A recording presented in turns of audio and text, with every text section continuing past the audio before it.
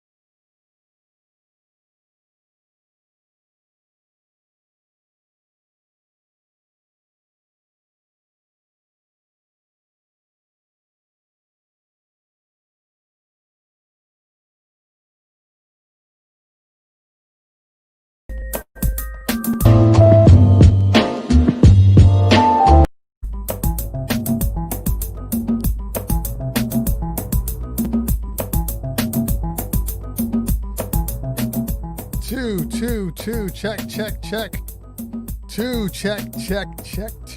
2. Can everybody hear me out there? What a bizarre morning. What a bizarre morning. So if everybody can hear me out there, let me know. Let's start this over again. Can you guys hear me? Good. Thank you. So I go into my intro, right? And I'm thinking everything's fine. Song's ending. I go to grab the microphone like I normally do. I grab it and the damn thing comes out of its jack, pulls the whole thing off. I'm holding this boom mic like an idiot. Song's about to end. The thing is dropping down. Wasn't a good time. Was not a good time. So I had to go to station identification. When I did that, the headphones fell off. I know these look broke, but they're not broke. They're really not broke. That's the good thing about V-Modus. They take a licking and they just keep on ticking. But I do have to clip them back in.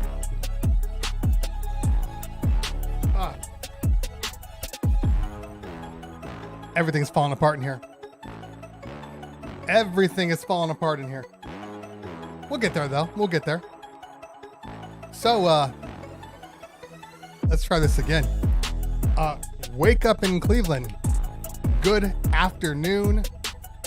It is the start of the show. We are good to go. Bars.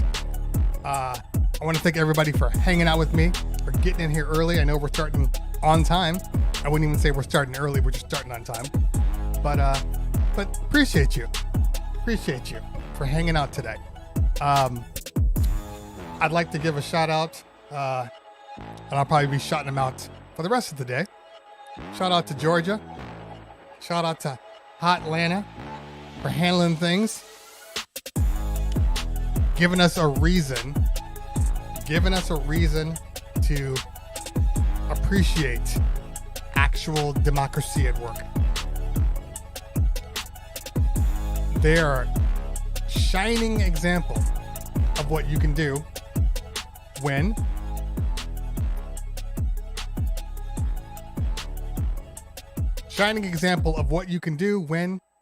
you put your minds together.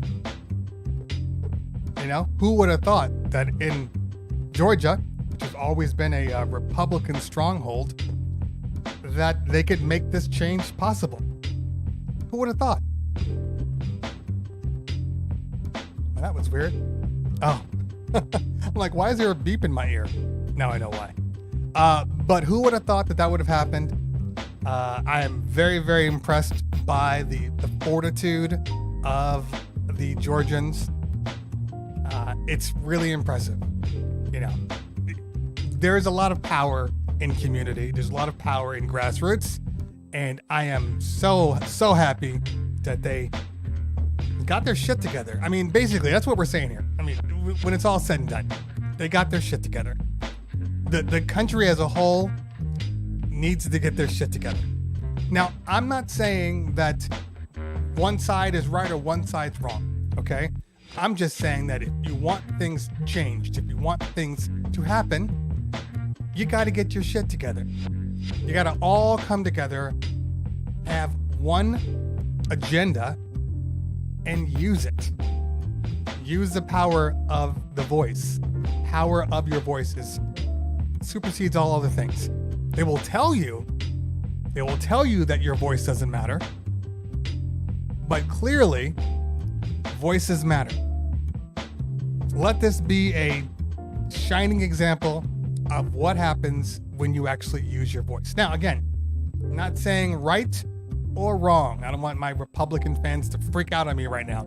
I'm not saying right or wrong. I'm just saying they used a voice, they had a voice, they used it to make change. And that can apply to anything. If there's something that the Republicans want to do, hey, they've been using their voice. That's why they've been able to be in a position that they're in. Democrats have not used their voice. Now, of course, look. And also, maybe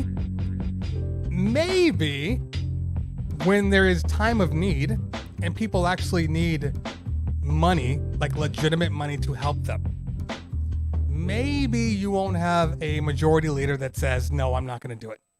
Even though, the majority had voted for it and was okay with it. What kind of a person? Now, again, I'm not talking Republican. I'm not talking Democrat. What kind of a person says no to helping the actual nation that they're supposed to be supporting? The nation needs help, and you say no because of what? Because of budget? We spend $930 billion on defense every year, and that number is steadily rising. You can't give the nation 2,000. They said if we gave $600 to every single person in the world, not in the world, in the nation, babies too, it would still only hit 25% of the defense spending budget. Let that sink in for just a minute. Let that sink in. So, I'm all for it. And if we have to, this whole thing about us going into debt and we can't do this, or we can't support the people. They just need to pull themselves up by their bootstraps. How is that working out for everybody right now? How is that pulling yourself up by your bootstraps actually working right now? Not pre-COVID. I'm talking about right now. Whole bunch of jobs out there waiting for you guys. It's all available. I mean, come on. Just come on. Right now, the grocery stores are about to raise their minimum hourly rate by $5 because of hazard pay. Because people that are working at these supermarkets are getting clustered corona contact. So now they have to pay some of these places hazard pay. But they want us to just go out and get a job. Just think about it. They want us to go out and get a job. Well, come on, DJ. It's just go work somewhere. Okay. And then risk my life? It's a little hard right now. It's a little hard.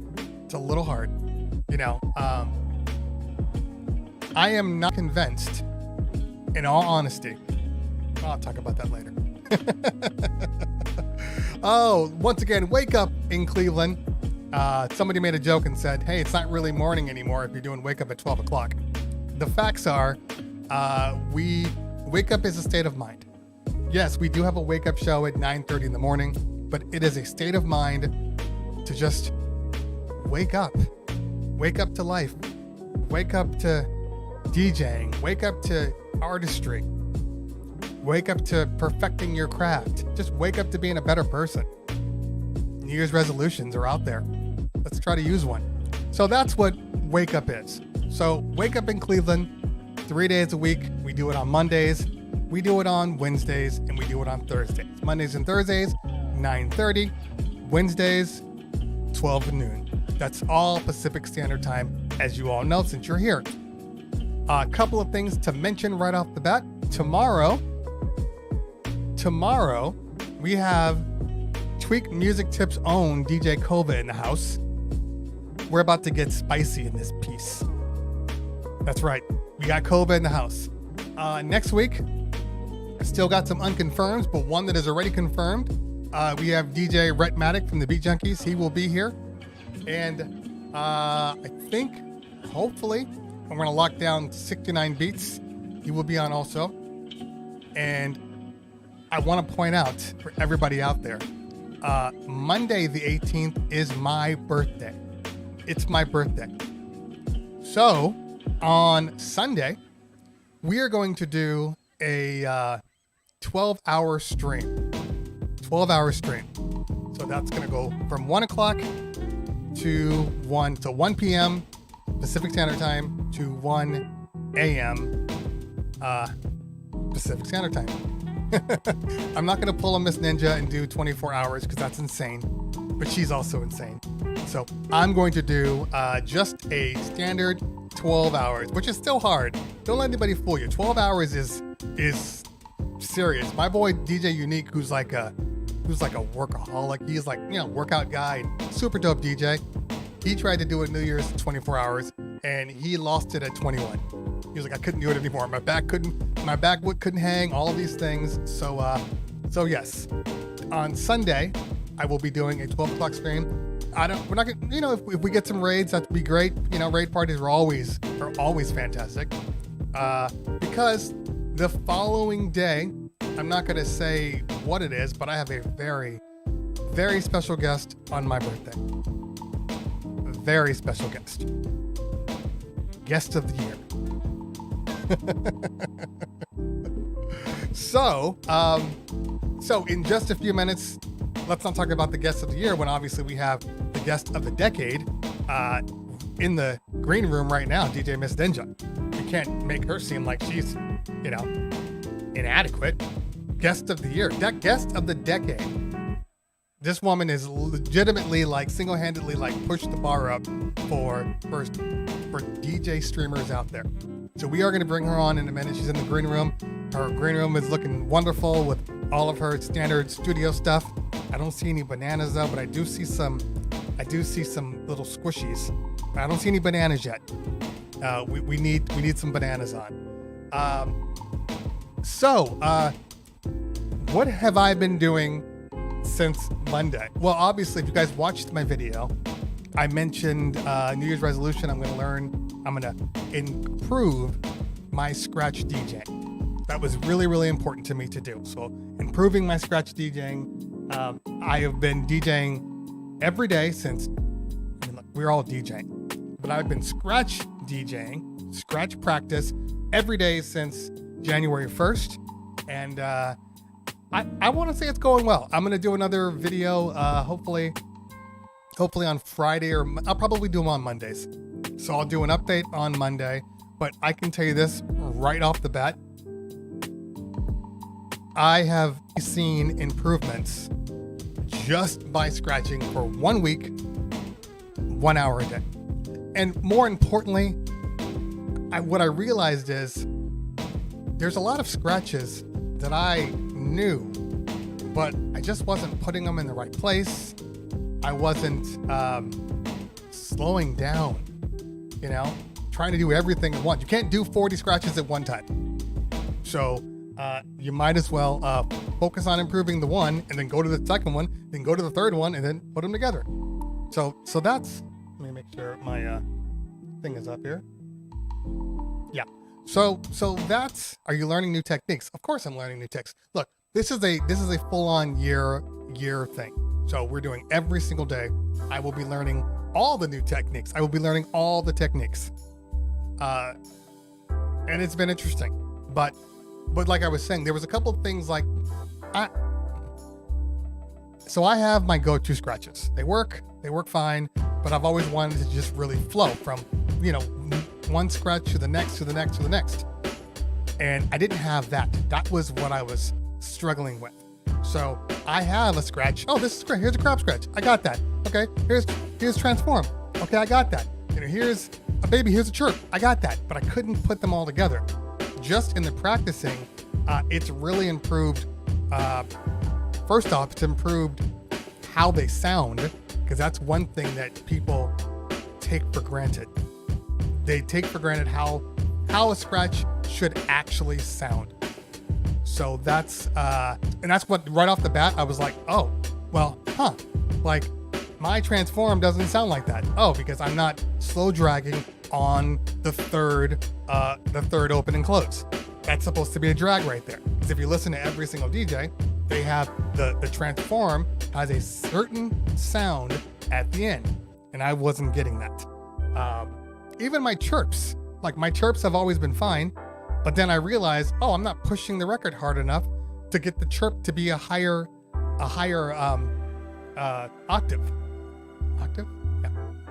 Yeah. So those little things like that already that I've noticed that I've been doing, and that's only because I've taken the time to kind of stop, pause, do it.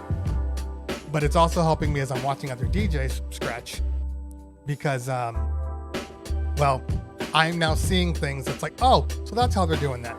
I didn't see it before. But the more you scratch, the more you focus on it, the easier it is to see how other people are doing it and then go from there. So that's the thing that I'm working on right now. I'm also working on me. I made it a point over quarantine. I've just been kind of, I don't want to say giving up, but yeah, Levi. Yeah, I've been doing that for years. And as a matter of fact, the whole point of me showing people and doing the videos is me recording and watching. But I'm at a point now where it's not necessarily about the recording, because I know what I sound like. It's about making sure the sounds are correct. That's the key. Slow down, make sure everything you're doing is correct, and then speed up, and then go from there. But I will be recording, a session a week, like a full-on, okay, I practiced for the entire week, now do it. Because what I have noticed, for me anyway, is that anytime I'm taking lessons and watching, and then they get to a point where they're like, okay, now we're gonna do 2 bars and 2 bars, or 4 bars and 4 bars. I'm gonna go and then you're gonna go. Every single time I do that practice after the fact, I'm literally horrible, because I've just spent the last 45 minutes doing some sort of movements that they have taught me. So by the time I get ready to start freestyling, I'm stuck in the learning mode. So it absolutely sucks. So then I gotta work on it a little bit more, come back, and then I do the same thing, like, oh, okay, there it is. But it's incredibly frustrating to try to freestyle when you've been learning a specific way. For me anyway, I can't talk about everybody else. But I can only talk about me. So anyway, so I've been focusing on myself and starting to work out more. I'm on this app called Beachbody. If anybody knows, anything about working out, Beachbody's they are like the conglomerate for all things online workouts. So you get Sean T and his Insanities and the P90Xs, those are all Beachbody programs. But they have a Beachbody online. So you just sign up for it. It's super cheap. I think it's like $100 for the year. It's probably less than that. It might be like $70 for the year. Anyway, they just came out with this new program called 10 Rounds. Now, the Beachbody has all of them. So everything is there available to you. I've been doing the Sean T's and the T25s. Finally, I was like, hey, this looks interesting, this 10 rounds. It's a boxing workout. So I did the boxing workout, and so I start this workout yesterday, and it's 6 weeks, 5 days a week. Start this workout, and it's just boxing. I'm literally just boxing, just, hitting the air. No weights, no nothing, just hitting the air. I swear to you, after that workout, within like 30 minutes, my arms dead. I'm still weak right now. Like I was worried, I'm like, can I even scratch right now? Fortunately, it's not it's not this part, it's here. It's your biceps. It is so weak.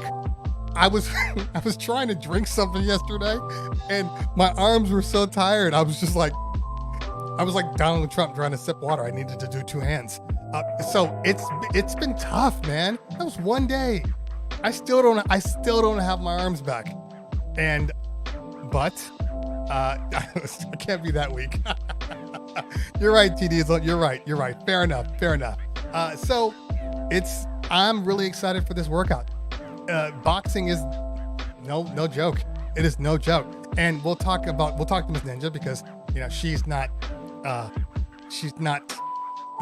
necessarily a boxer, but I'm sure she has boxed. But she got her name specifically because of something that she does. So we're gonna bring her on in just a second. Let's do a little shout out real quick before we do bring her on. We're not gonna pull a Kova. We're actually going to bring her on and then actually talk to her. That's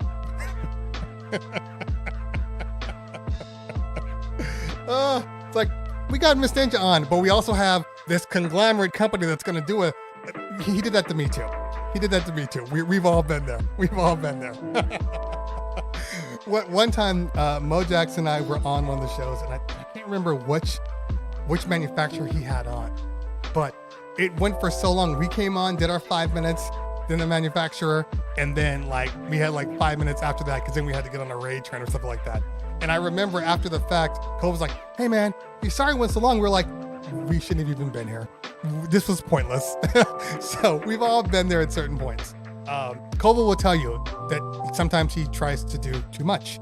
As a matter of fact, Kova will be on the show tomorrow. So we're gonna get all of our frustrations out on Kova tomorrow. So make a list, everybody. Everybody put a list down because we're gonna talk about it all of it. All of it. Okay. Quick shout out to everybody in the room. We got, let's see who we got in the room. I've been talking and I have not acknowledged anybody in the room. First off, we have Lady Beats, moderator extraordinaire. She's in the house. I appreciate her. She's always killing it for me. But not only is she killing it, but we have Ratbone and T Diesel in the house. I don't know if John P is on yet. Those are my mods. You listen to my mods. If they tell you to do something, you better do it. Don't mess up in the chat because John will kick you out. John won't hesitate to kick you out. Everybody else is a little more forgiving, but John's like, "What'd you say?" And you're out, you're gone. So just be nice. We got DJ Straight in the house. Let's see who else we got here. EA 492. DJ Javin, good to see you. James B, or that's Jamal B. Mix and Mel in the house. Good to see you, man. All right, who else we got? Raw DJs, R Walker. So many new people. I like seeing new people. It can't be because of me. We're gonna have to say this is probably because of Miss Ninja. But thank you guys for hanging out anyway. All right. Skelly B in the house. Good to see you, man. Rama Rich. Make sure you follow Rama Rich. Rama Rich, dope. He's got his, he does a little bit of everything, but he's got a cooking show too. Super dope. Moberry in the house. See Miss Ninja in the chat. Level 5th, Levi 5th. Thank you for hanging out today. Now, for anybody that's on the YouTube side, this is temporary, peeps. This is temporary.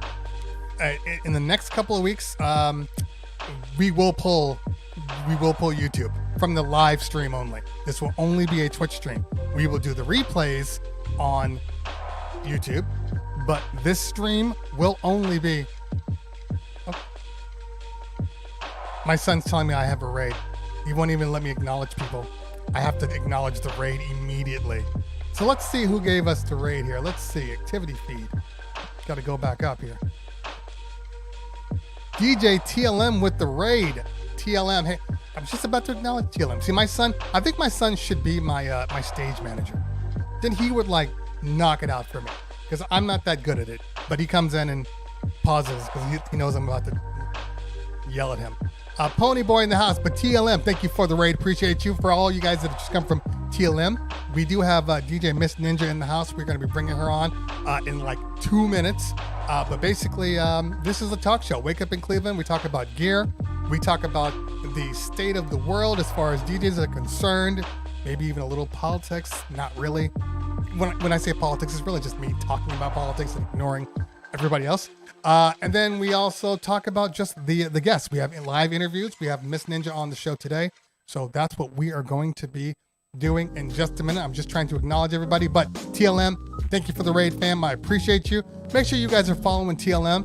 TLM is, no lie, legitimately one of the reasons that I even started YouTube was because of TLM. So make sure that you follow TLM. He was on YouTube. He's still on YouTube, but he's finally made the push to Twitch. Got a lot of shows on here, and we, try to support one another. So make sure you follow that man. Okay. Trey Money in the house. Who else we got? Okay. Oh, and DJ B SMC. Good to see you, fam. Good to see you. All right. So let's bring her on. But first, as you all know, we got to go to the commercial just so we can prepare. John has the band hammer. Oh, wow. J Book in the house. I almost missed J Book. Follow J Book. That's one of my YouTube peers. He's the man. Follow him. All right. So let's move over to the commercial. I will see you guys in about a minute, and we're going to have her on. So please hold.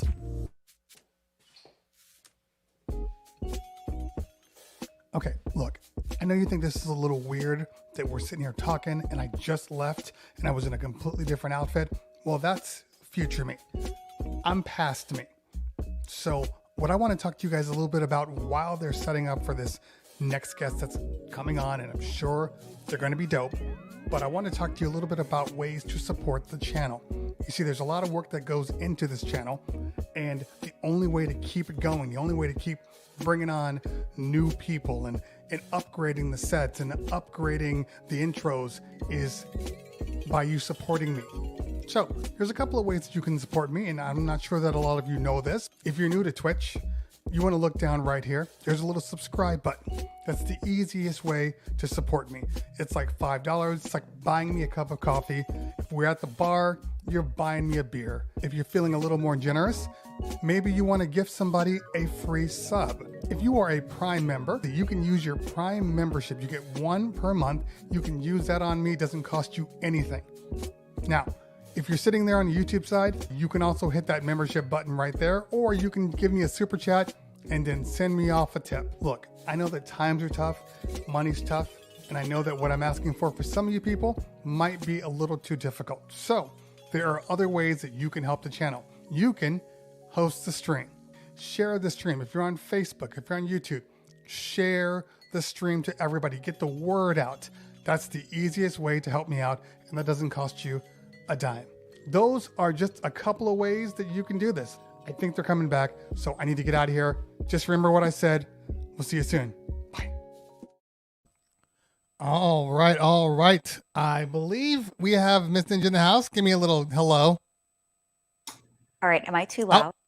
No, you're good. You're good. How are you? Good to see you guys. Thank you for having me. You too. I feel like I'm so high. I'm gonna don't worry, I'm gonna change that right now. Hold on, let me make some adjustments here. This happens every time though. Every time somebody comes on, I have to kind of like, oh, look how much higher they are than me. Okay, let me make some shifts here. So I'm just going to reposition myself. Need to get you like a barber chair where they can just be like, whoop. Seriously. That is... All right, here we go. Hold on. I feel like let's get something on the background so we don't sound silly. There we go.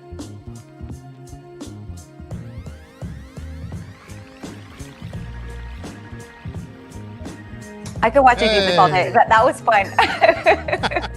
How did you do that without touching anything? That was really cool. Did you just drag around the screen. Yeah. So I have so this is the ATEM. So this is what they call a floating key. So basically I can basically add this floating key on, and I can put it on anything. So, like an OBS, if you have a secondary screen, that's basically what this is. It's a floating key that I can use for any one of the 4 HDMI inputs. So it's convenient. It's convenient. We have to have some things that are a little better than OBS on ATEM because OBS has so many good things. ATEM is a little limited in what you can do, but things like that, godsend. And the fact that I don't need another computer sitting around. I can just run the ATEM. So anyway, enough about me. Ladies and gentlemen, this is DJ Miss Ninja. She is a extremely dope DJ, extremely accomplished DJ, and probably the reason that a lot of your DJ friends, a lot of the people you follow are even on Twitch. She was one of the first people that I can recall. And I know people will say it's like one of those stupid things like that. Oh, I've been on this in 1942. Okay, fine. Maybe you have been. But Miss Ninja was really the only one that I remember. This was in like IG, Facebook heyday. Everybody was on Facebook. Everybody was on IG. And she's like, hey guys, for better picture quality, you should go over to Twitch. And people were like, why? And she kept saying it. And she kept saying it. She kept saying it. And she got her people to move over, and that's one of the reasons that she is at the success level that she's in, because a lot of people started later, much later than she did, so she's been able to kind of capitalize on that. But Miss Ninja, we don't want to spend time just me talking about you. How are you today? Honestly, how is everything going? I'm in a great mood. Woke up to really good information.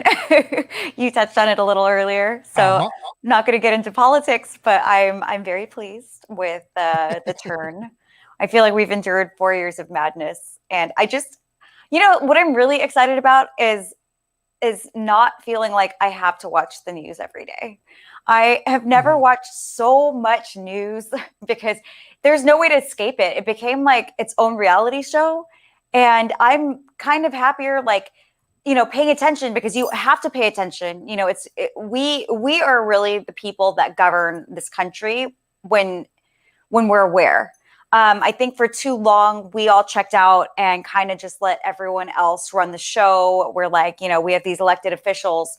What can we do? And I think in the last 4 years, the beautiful thing is we saw what we can do.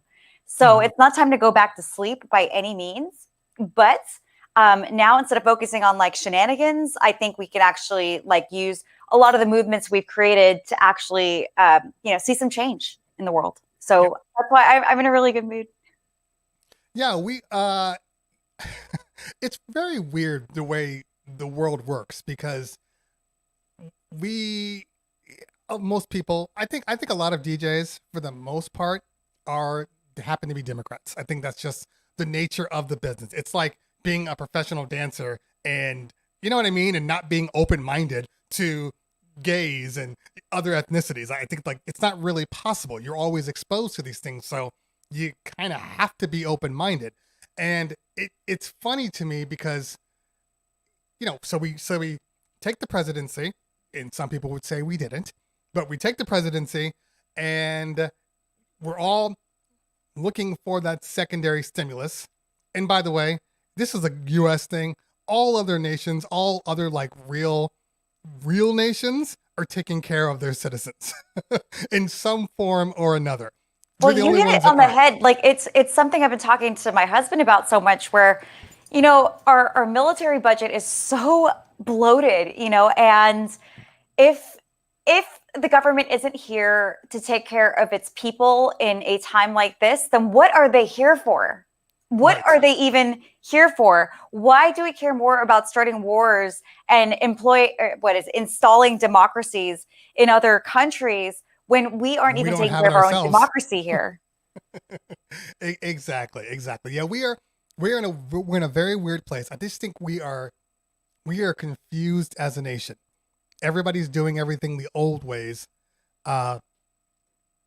Somebody says my mic sounds a little low. I think my mic is probably high. I'll turn my mic down so we're at the same level. Okay. Are we at the same level? We'll find out in a minute. All right. But everybody's so used to doing things the old ways that when people say, hey, maybe we should do it this way, the old way, people are like, no, we're good the way it is. And we're sitting in this situation where people are in desperate need of funds, and we are at the mercy of like one man. And it's very weird to me. Not for long. Not for long. Exactly. So I think hopefully, and this is one of those big fears that I always have, because people are always like, we'll do this and we'll do that, and we'll finally get in the government that we want, and everything will change. Maybe not. I think what's happened is actually, I like to take as much responsibility for things as I can. The only thing I have, the thing I have the most control over is me and myself, my own actions. And just speaking for, I guess, humanity at large, I think this is actually just a symptom of the fact that we, for too long, have been quiet. We let the government do whatever they wanted behind the scenes. And, thank goodness there's things like social media now, and there's cell phone cameras. Like, I don't like that there's cell phone cameras so much, because when you go into a nightclub, everyone's like taking selfies instead of listening and dancing. But the fact that when, there's abuse of power in any way, whether it's government or the police force or just human beings, racism, whatever, the fact that this is now on video, on film, it's so easy to capture this stuff. It's actually exposed so many things that we just can't be asleep anymore, which is, I think that's great. I think the only way we're going to get the government and the America that we want is if we make our voices heard and we take action. True. Yeah. DJ Philly B says, why are we getting into political talk? Let's talk DJ, please. This is actually one of those statements, and I'm going to use Philly B as an example, not to kind of berate him, but to just give an example. This is one of those statements that has always infuriated me, because there is this thought that as me talking DJ stuff or expressing myself, I'm only allowed to express what is DJ related. The moment I start talking about something else, you get this, why are you talking about this? You should talk about something else. And we are all human beings. It always bothered me when, actors say something and people are like, just go back to acting. Nobody wants to hear you. Basketball players, just go dribble the ball. We are all in a democracy, and we all have a voice. And the fact that people want to subjugate or kind of put us in a box and say, no, you do this thing, is one of the reasons that we have not expressed our voices properly. And I think this has shown people that everybody's voice matters. And when you all come together, their voice matters. And we're not just DJs. Politics, we're human beings. Yes. Don't, just because, we come here, we give you certain content, it doesn't mean that you get to dictate what that content is always. And if something big has happened and we feel one way or another about it, we are also artists. We are people that have our own points of views. And, we're entitled to share them just as much as anyone else is. And, I think it's also a really good, if something that we say, if you don't agree with it, you're entitled to your opinion as well. I think it's a really good lesson for people to be able to hear a point of view that maybe they don't agree with, but to accept it, that everyone's entitled to that point of view. So, exactly. Sometimes just take what's coming. Don't try to control it. Yeah, agreed. So, having said that, and look, it just happened this morning. It'd be the same thing, for instance, if, I don't know if you're aware, but, Dr. Dre had a brain aneurysm yesterday or the day before yesterday, and he was in the hospital. He's supposedly recovering, but that's a thing. We are having a lot of people having, brain aneurysms. Audio One, a fellow friend and Twitch streamer here, has suffered. And by the way, if anybody is interested in supporting Audio One, mods, throw the information in the chat, please. We are trying to do everything we can to just grow awareness for Audio One. He's asking for, if you're going to support him, not to throw raid trains and all these things, but to actually buy his merch or donate to his Venmo. So, because obviously if you buy stuff from here, Twitch is going to take a fee of it. So this is 100% going to him. So, there's, in this day and age, we have to realize that we have to try to protect ourselves, mentally and physically. We have to stay, we have to allow ourselves to exercise and try to be as fit as possible, because that's going to, in a lot of cases, going to make or break the situations you're in, how fast you recover, how fast these things happen. Now, these are aneurysms. It's not like something you can work out for. But I'm going to say something controversial and then we'll move on just to you. There is for anybody that's wondering about COVID, I'm starting to see a correlation between these types of aneurysms and COVID, because they have said that people that have gotten COVID, there are physical changes that happen to you. And one of the things that happens is you're seeing micro blocks, like little micro blood blocks in the systems of the people that have gotten COVID and then recovered from it. But they're having everlasting effects on your body. I am not convinced that some of these things aren't from people that literally got COVID, got over it, and then are suffering from these long-term effects. That's why I don't want to get COVID, in all honesty, because we don't know what the long-term effects of having it are, So anyway, that's my soapbox.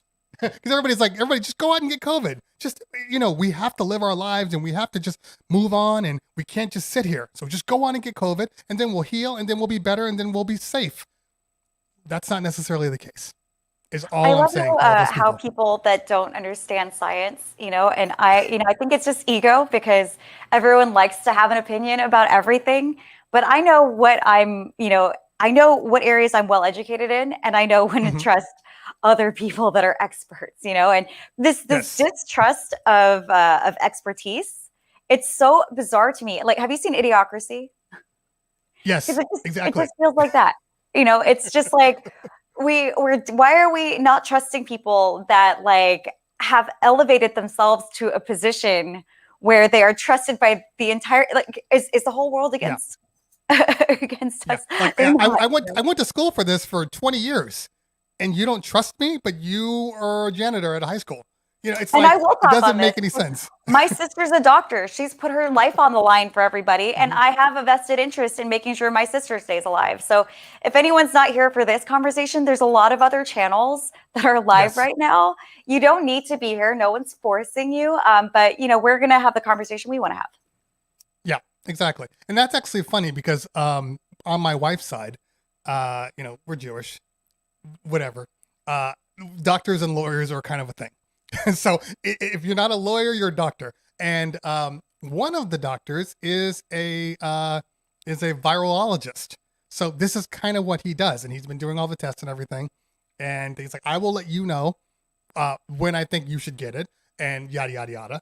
But I told my friends this, and they come back with oh, well, this guy says this, and this is dangerous, and blah, blah, blah. These vaccines are only here. And I'm just like, you honestly believe that my uncle is going to tell me to get something that could destroy my life and be okay with that? You really believe that's going to happen? So if he had said, don't get it, I'd be like, hey guys, stay away from this. But we have to trust the science, and we have to trust when people of skill sets above ours give information, that we should probably trust them.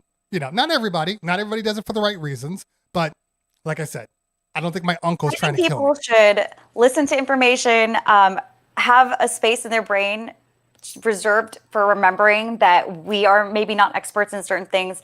Go actively seek out information from reputable sources. Don't, repost something that your friend from high school that failed biology class, but now has an opinion.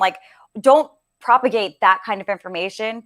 I think the thing is, people get lazy and they don't want to actually do the research themselves. So, again, it goes back to what we were talking about earlier. Everyone, and this even goes into streaming, I think that the biggest mistake I see, and now I'm going to try to transition us onto the streaming conversation a little bit, Sure. is that people are there's too often looking at what other people are doing instead of focusing on doing the work themselves. So anything in life that is important to you, you should be putting the effort. If it has to do with, finding out what is right, for like society or health wise, take the time, do the research. If you want to have a good live stream, take the time, do the research. And that's what's going to get you to where you want to go. But you can't just go, listening to every single person. Not everybody has the level of expertise or the track record that makes them a viable source of information. Mm-hmm. Yeah, agreed. And the last thing is somebody said, would you take the vaccine? Yes, I would take the vaccine because it's the right thing to do. We have to realize that the only way to get through this is with some form of herd immunity. And without herd immunity, it's going to continue to come back even worse. But yeah, I would take the vaccine. So, and I know people see, this is the problem. People show people getting the vaccine, and then a week later, there's some sort of a Bell's palsy Instagram post that pops up, and people are like, see, I told you, this is why you shouldn't get it, because this lady's face is completely paralyzed on one side. Everybody should know that that is not uncommon for any vaccination, and Bell's palsy is temporary. They will regain all their motor skills at some point in the near future. Not like, a week. I was talking to Paris about this, and he was like, well, people are afraid of that. I said, yeah, they should probably figure out how to develop something for Bell's palsy. to speed not only that part up. We're blowing the percentages out of proportion. The nature of the media, no matter what side you watch, is to hyperbolize everything. Yeah. It's called sensationalism. So they know that the most salacious things are going to be what people tune in for. So if they do find someone that's having a bad reaction to something, that's what they're going to show on the news, and then it's going to scare everyone and thinking that's what's going to happen to everybody, when it's probably like the smallest percentage. It's probably a percentage that's even smaller than the rate of, death by COVID. So, it's just like, again, I think if people put things in proportion, like statistically, they'll see that there's, more good than bad here. Mm-hmm. Yeah, agreed. So let's definitely shift over to streaming now. Well, let's actually back up. First off, your name is Miss Ninja, and it's humorous to me because I was on Serato's YouTube account, and you had just done a Serato stream. I think it was on the Flex, using the Flex 6. You were just on that Serato stream, and somebody had posted in the comments, which it all goes back to you saw that. Yeah, somebody posted in the comments, she doesn't look Asian. Like, how dare her misappropriate the name Ninja? And Miss Ninja had to explain why she is called Miss Ninja. So if you don't mind, can you let everybody know where Miss Ninja came from? I love that you read that, by the way. Like, there's just so many things that people just come out of the woodworks to leave the strangest comments. Like, people just want to complain about everything. But yeah, no, I'm actually a jiu-jitsu world champion fighter. I'm a second-degree black belt in the art of Danzanryu jiu-jitsu. I trained from the age of 14 all the way up until about 23 or 24. I fought in the world championships when I was about 19 years old, and I won a gold and a silver there. And all of my friends just started calling me they started calling me Ninja, and I was like, no, I'm a lady. It's Miss Ninja. So that's where the name of Miss Ninja comes from. It's from my training as a martial arts instructor and a world champion and a second-degree black belt. So that's what that is. So translation, you can kick some ass. Yes. Make a long story short, yes. Yeah. So it's actually funny to me because you mentioned it's like, welcome to YouTube. Like that is legitimately my life. You'll post something and somebody's going to say something stupid just to try to get a rise out of people. And I've seen that more and more now on Instagram too. Like, it's become a thing where you can't go anywhere and feel safe, like, no matter what you do. I've been fortunate enough to develop and build a good community on my YouTube channel. So I don't get a lot of hate, but I do get hate. Tell me a little bit about streaming and how you are affected by streaming, I guess from the start and where you are now. I think that live streaming has been like the most clear mirror back to myself that I could have ever looked into. My goal in life has always been, how do I become a better person than I was yesterday? I really think that at the end of all of this life, what's going to matter the most is the person that you started as and the person that you become. And, everything else is just incidental. Like I'm a DJ, but I'm not, that's not like everything about me. I was a martial artist. I have 2 college degrees, but those are just things that have been part of building my mind and have been a part of me developing the person that I am, but they're not who I am. So for me, I think before Twitch, I needed a little more validation from people than I do now, 7 months in. You go to DJ gigs, you don't get a lot of like validation. And then you wonder, like, did I do a good job? And, I used to like think like, oh, they didn't say that they liked my set. Does that mean that like, did I do a terrible job? Are they never going to have me back again? But now because of Twitch, because I've just had everything and the kitchen sink thrown at me, you get every comment in the book, just every single day. You just have to learn how to have absolute faith in yourself. Yeah, you have to validate yourself and know that you are putting the best you forward.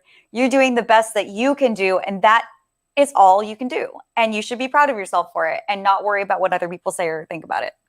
So that's been my journey to really we could talk about this for days. Okay, first of all, I have a question for you. Do you like being called Cleveland or Terry?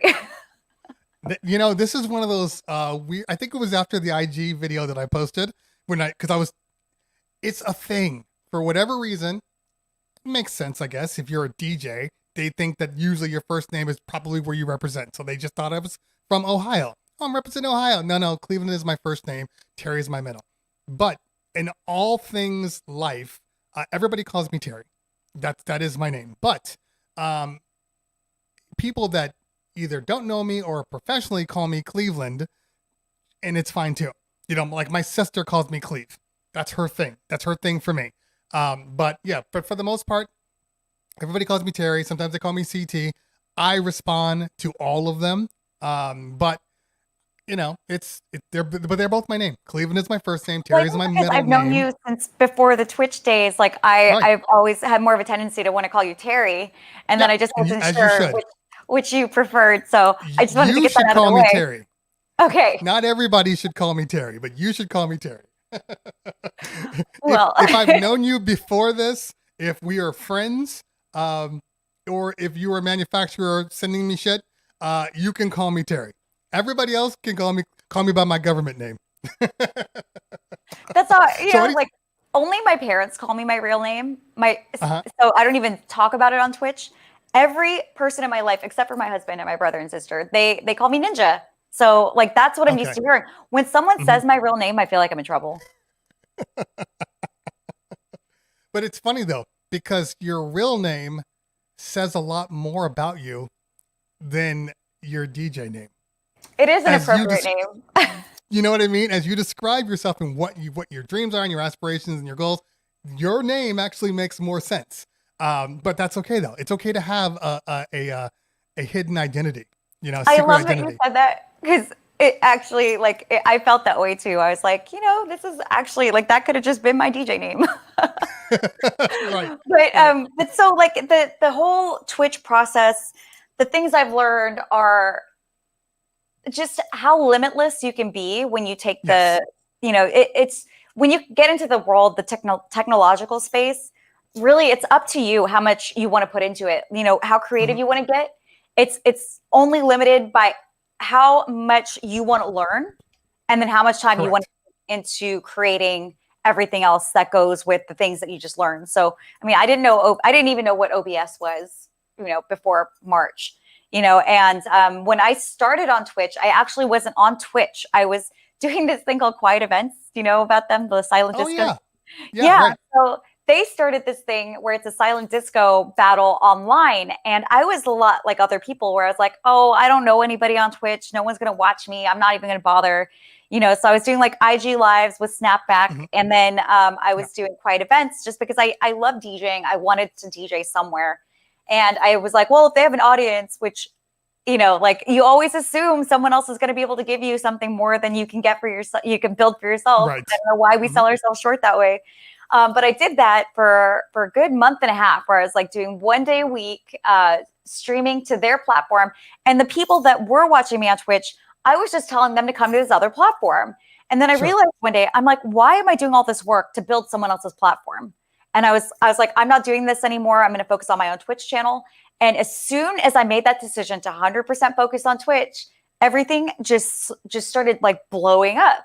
And I got so into the Twitch community. I've made friends that like are closer to me than a lot of the friends that I had before COVID, which is crazy. Like they know my heart, they know my soul, I feel like they have a clearer picture of me than most people do. And, even like you and me, look how well we've gotten to know each other because of all of this. Like I think before a lot of us were just like 2-dimensional Instagram photos to one another. Yeah, we'd run into each other like DJ City stuff or something. Hey, what's going on? But it was never like hey, like I really know you. Like it wasn't like that. You're right. We're family now. It's just, it's absolutely crazy. It's the coolest thing. And also it's taught me like, maybe I'll get like 1 or 2 people a week. First of all, the Twitch community is super kind. I am so grateful for this community. I think the YouTube waters may be a little more shark infested, but the Twitch community is really, really kind. And just the amount of, even if 1 or 2 people come in a week to like maybe say something bad or troll, it's like they are now feeding themselves to the sharks because my channel will not allow it.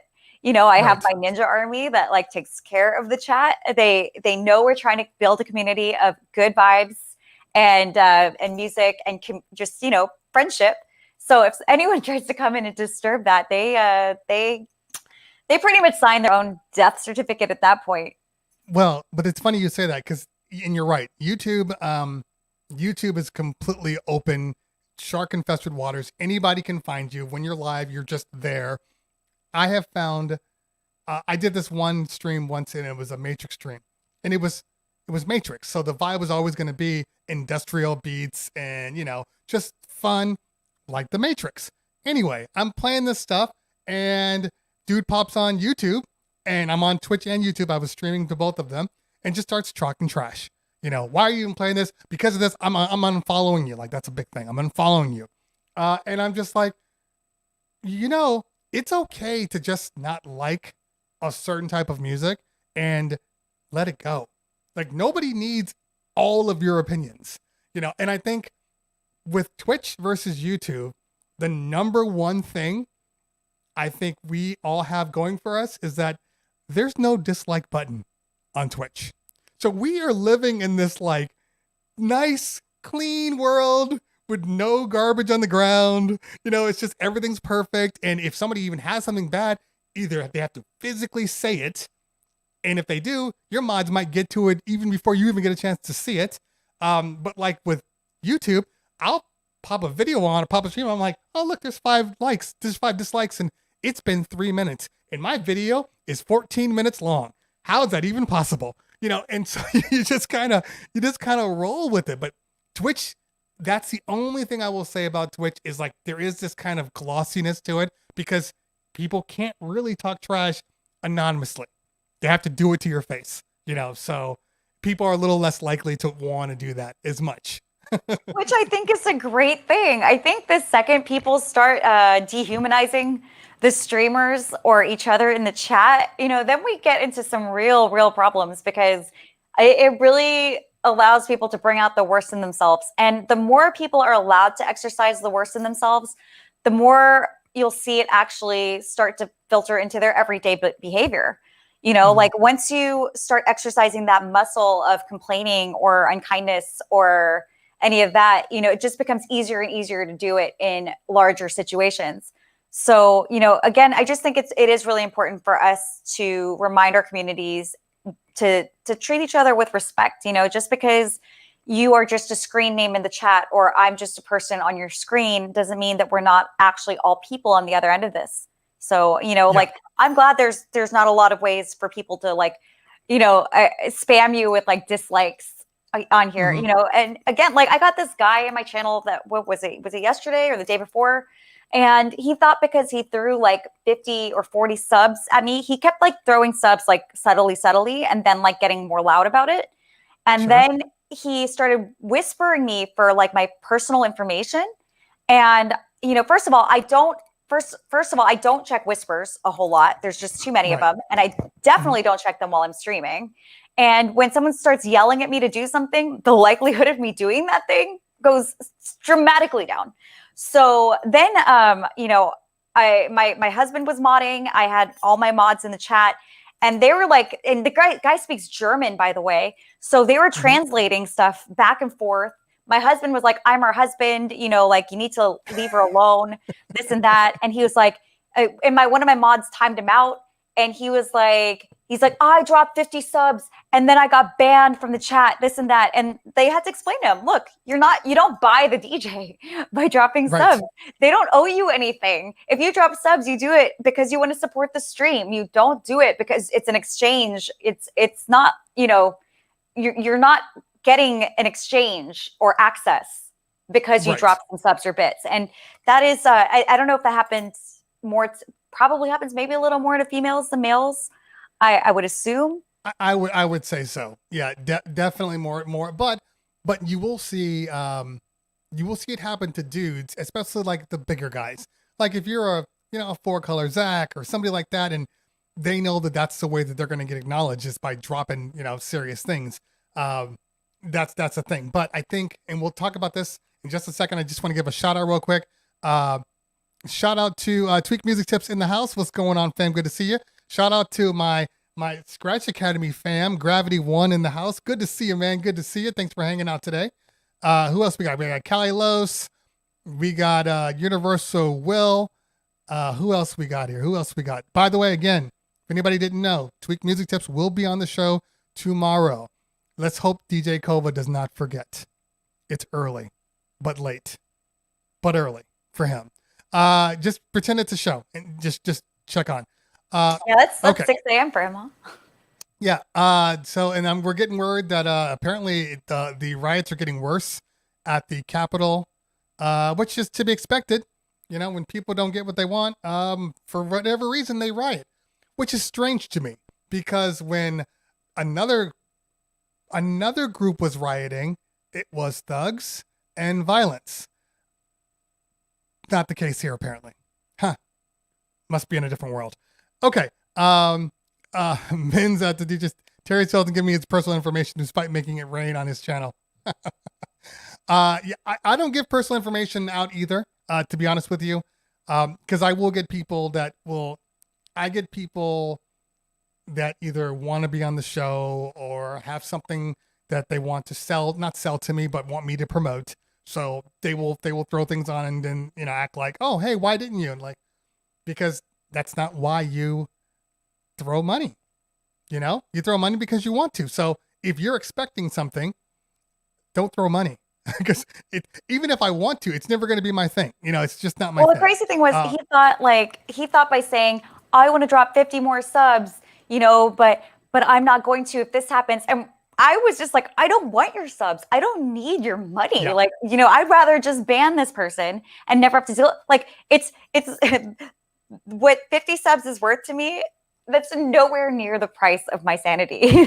So we banned him sanity after and your respect. I mean, we have to realize sanity are worth a lot more than some subs. Yeah. I had one guy that every so often would Venmo me like large dollars to be like, make sure you shout me out. Make sure you shout me out. And it got to a point where he had Venmo'd me and he's Venmoing. So I'm not seeing Venmo notifications while I'm DJing. And he got mad. And he was like legitimately mad. Like, I just gave you all that money. You couldn't shout me out. I'm just like, first off, I didn't know. Second off, if that's the only reason why you're giving it to me, stop. I don't even need it. I'm good. by the way, Izzy B in the chat. Can't forget about my son Izzy B. He'll be on again some point. I don't know exactly when. Let's see. DJB SMC says, I was on that show with the guy gifting subs. I didn't realize he was doing all of that. So this actually moves me into something that I think is very important, and a lot of people don't necessarily give it its due time.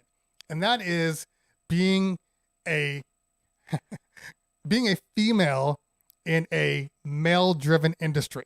And I know there's going to be some people that say, well, you know, it doesn't matter if they're a dope female DJ, they're just a dope DJ. I'm not talking about that. I'm talking about physically being a female and how you've had to react and respond to life. Of course, I kept it tweak music tips. I'm not giving it back. You gave it to me. So I guess let's talk about IRL first before we move into Twitch. What did you face as a female DJ trying to come up, trying to build this whole entire thing? You know, how did you deal with it? You know, it's interesting because you know, I started DJing at a young age just for fun, and I didn't do it a whole lot because the first struggle as a female is your parents aren't really going to support you wanting to be a DJ. Mm-hmm. So, you know, but they supported me being in martial arts. So I think they just wanted me to be able to protect myself. So I can see why they would support one thing and maybe not the other.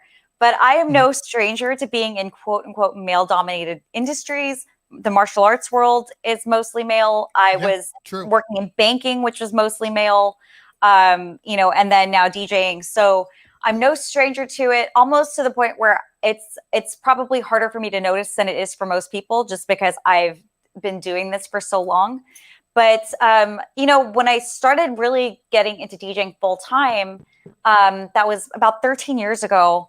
First of all, a lot of people don't take you seriously when you're a female. Mm-hmm. And then on top of that, people thought I was just going to play Katy Perry all the time for some reason. When I'm like, I grew up with 80s new wave and 90s hip hop, like Brand Nubian, hieroglyphics, all that stuff. That's what I grew up on. That's where I started loving music. So when I do like just do my own thing, it's all that there. I get this comment a lot, like, how does a girl like you know all this music? I'm like, is music a gender-based thing now? Like, I just don't understand why it should make a difference if I'm a guy or a girl. You know, try being a black DJ playing a Persian party, killing it, and people are looking at me like, "How do you know this? I can't believe you play this music. How do you know this?" Like, because I'm a DJ. I research that's music. A little more niche, you know, but like saying that I shouldn't know my hip hop because I'm a girl, like that's just like ridiculous. So, you know, first of all, I think a lot of people didn't take me seriously. And then a lot of the girls at the time, you know, they've been through a lot to get to where they are. So they had formed their cliques already. So they didn't really want any newcomer females around either. Right. So I didn't really have a space, you know, and I just kind of had to like focus on what I was doing, just, you know, playing at the smaller venues, doing the best I could. And the thing is it doesn't matter if a venue is big or small, how many people there are in the room. You never know who's going to walk through the door. So I always, you know, my career got built on just people seeing me, and then the right people seeing me and elevating me to different positions, and just always doing a good job, or doing the best I can, no matter where I'm put, you know, and the DJ community really wasn't there for the beginning of that, because I started to everyone else's standard late in the game. Yeah. So, you know, then they're like, oh, you're not a real DJ. You haven't been DJing for 30 years like I have. I'm like, well, you know, I was a little busy doing, you know, the Jiu-Jitsu World Championships and getting my business degree, you know. So it's like, there's all these things that have built me into who I am. I'm not just a DJ, but the focus that I put into things, it's just because I'm a female doesn't mean that I can't do those things. Like, what is being a female, a disability? I just don't understand the mentality, you know? So for me, I think that's something I really struggled with, was how to get the support of the community that I love so much, but seems to want to not, you know, let me be a part of it because of my gender for some reason, you know, and little by little, I think, you know, we've really established what females can do in not only, you know, the DJ industry, but so many industries across the board over the last 10 years. You know, I think we're really starting, we're starting at least to bridge that gap in a lot of people's mentalities.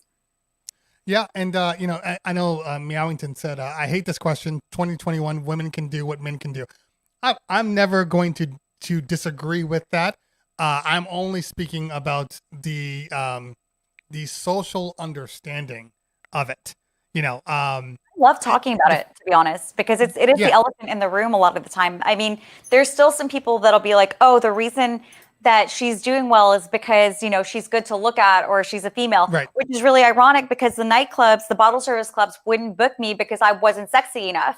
So now I'm so sexy all of a sudden that my Twitch following is put up, but I wasn't sexy enough to DJ in the bottle service clubs. Like it's just always there's some excuse for why a female does well. And I'm just here to say that it's because we work effing hard. I have put in to date like 850 hours of live streaming on Twitch. That is my secret. If you want to know my secret to succeeding at Twitch and DJing, it's time. It's the amount of time and energy you put into things. I will say this, and this will probably go against the grain for a lot of DJs out there who are going to get butthurt. In my opinion, female DJs spend more time perfecting their music knowledge than any other thing, where male DJs are like, I'm gonna learn how to scratch. I'm gonna be a scratch DJ. Beat juggle, beat juggle, beat juggle. Okay, drop, the same old Notorious Biggie song.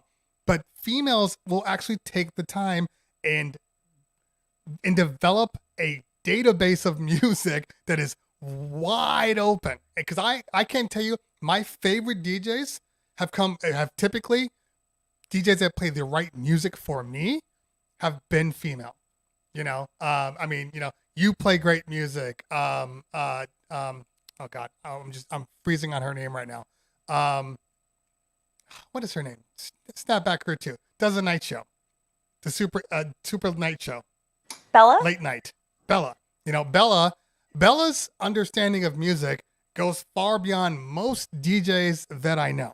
But that's what I've seen. Even when a girl DJ, and I hate to say that, but even when a girl DJ doesn't have the technical skills, musically, they will typically be much better than everybody else. And that's just an opinion, like that I've seen. I mean, have you ever seen DJ Shorty scratch? She could put everyone to shame. Shorty's ridiculous. Shorty's ridiculous. So there's really no limit between, there's no difference between what I can do versus what you can do.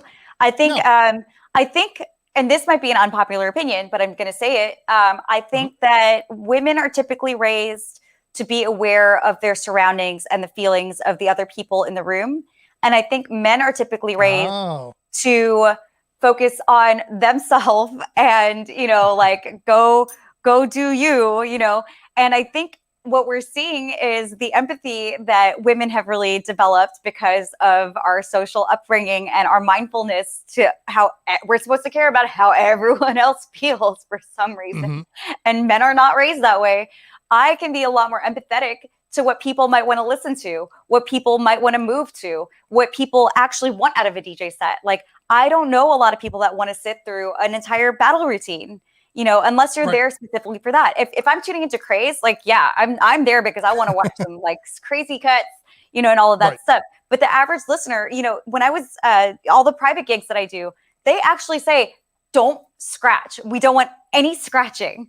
We just want good music. We want good transitions. And that really is what gets the dance floor moving. Nothing messes up the dance floor more than a DJ just going into a sloppy juggle and killing the energy when the crowd just wants to hear the drop, So I think a lot of what's allowed ladies to become successful on this platform and as DJs is that we are aware of what makes us want to dance and what makes people want to dance. And we don't make it all about us. Maybe some do. I'm really generalizing here, guys, forgive me.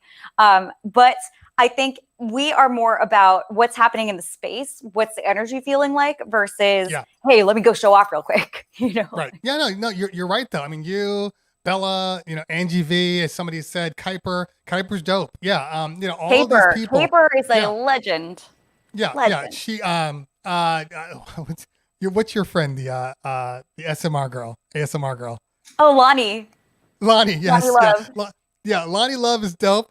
Lonnie Love took a minute for me to get used to though, because she's playing like Wu-Tang and it's rough. She's like, ladies and gentlemen, thank you guys for hanging out today. I'm just like, this is weird. This contrast doesn't make sense to me. But then you start to understand who she is, and she's dope. She's dope. But yeah, there's a lot of girls out there that are girls get it done. There's a lot of girls out there that are actually getting it done. And I think there's probably even more that people just don't even know about. And we also are used to being scrutinized every which way, front, back, center, that so you have to be good. That we really do put in a lot of extra work just so we don't get ridiculed for the things that a male DJ, people wouldn't even look twice at. So, again, that's another thing that really drives us to certain levels of excellence, I think. Yeah, no, I think you're right. And I think, look, I think we've all been guilty of it. And it's not so much, I'm just going to be honest for myself here, because that's what we do in this show. I have gone to clubs and automatically not assumed they were bad, but was waiting for the bad to come in. Does that make sense? So it's not like I'm walking in going, oh, they're going to be bad, but I'm like, they're good. They're good. Like, when's it going to happen? But as you walk in on a male DJ, you don't think that. You just assume they're going to be fine. And then when they make a mistake, you're like, give them the eyeballs or whatever. And I think we've all been guilty of this. I try to be better at that because in the past I have been that way. And I think it started probably when I just didn't realize how many dope DJs that happened to be female there were, because it is a male driven place. So you go places and it's typically dudes. And in the beginning, when you did pull in a bottle service girl, maybe they weren't that good, and then it was okay. I had this conversation with someone on Facebook because they were talking about, like these female DJs that are just hot and they suck, taking their jobs at nightclubs. And I was like, well, first of all, there's a difference, when I remember when the nightclub industry was really starting to change about like 10 years ago, 7 to 10 years ago. And a lot of the old school DJs, like I just call male DJs now. If you're going to call us female DJs, I'm calling you guys male DJs. So the male DJs were like, we're losing our gigs to females and this and that. I have, all these porn star or playmate friends. I'm just going to teach them how to DJ for a couple weeks. I'm going to manage them. So if you're wondering where some of these non-DJ DJs are coming from in your nightclubs, guess what? It's from men. The men are monetizing and capitalizing on females. So honestly, like, I just feel like it's a lose-lose for us in a lot of ways. We get blamed for so much stuff when we're the ones being commoditized, so it's just not fair. If something is going to bring value in any which way or another, we support it by our actions. If you are a male DJ and of some dope female DJs, bring them into your circles, bring them into the nightclub, and support those people. But don't complain about the ones that are there, that are got onto the DJ platform because they had their backgrounds in Playboy or whatever. There's celebrity DJs out there that are men also, by the way, famous guys that have no DJ skills whatsoever, but because they have some celebrity attached to their name, now they're headlining nightclubs too. So it works both ways. I'm really, really sick of the females getting the brunt of the blame for all of this stuff, when it really is just, in a lot of ways, the females are, again, like I said, we're being monetized by male counterparts. The same people that'll stick a half-naked picture of a female on their club flyer because they don't think that their own image is going to draw likes on Instagram. Like the duality of all of it is astounding. It's very hypocritical. I think it just needs to stop. It needs to end. I think everyone should just do what they're doing, focus on yourself, and do things the way that you think are in alignment with who you are, with your best self. Do things with integrity, and don't mind what other people around you are doing. Be the example, lead by example, do things the way that you would like to see the world do them. Yeah. And And again, I'm never going to fault anybody up in the DJ booth or up in any profession that's making money because they were able to make money. Like, I can't fault so and so, whether it be a boy or a girl that's a bad DJ that got it because of their name, when the club promoter or the room owner or the business is who booked them. That's on them. That's not on the person that it gets booked. So we spend too much time placing blame in the wrong places. Like you just said it yourself.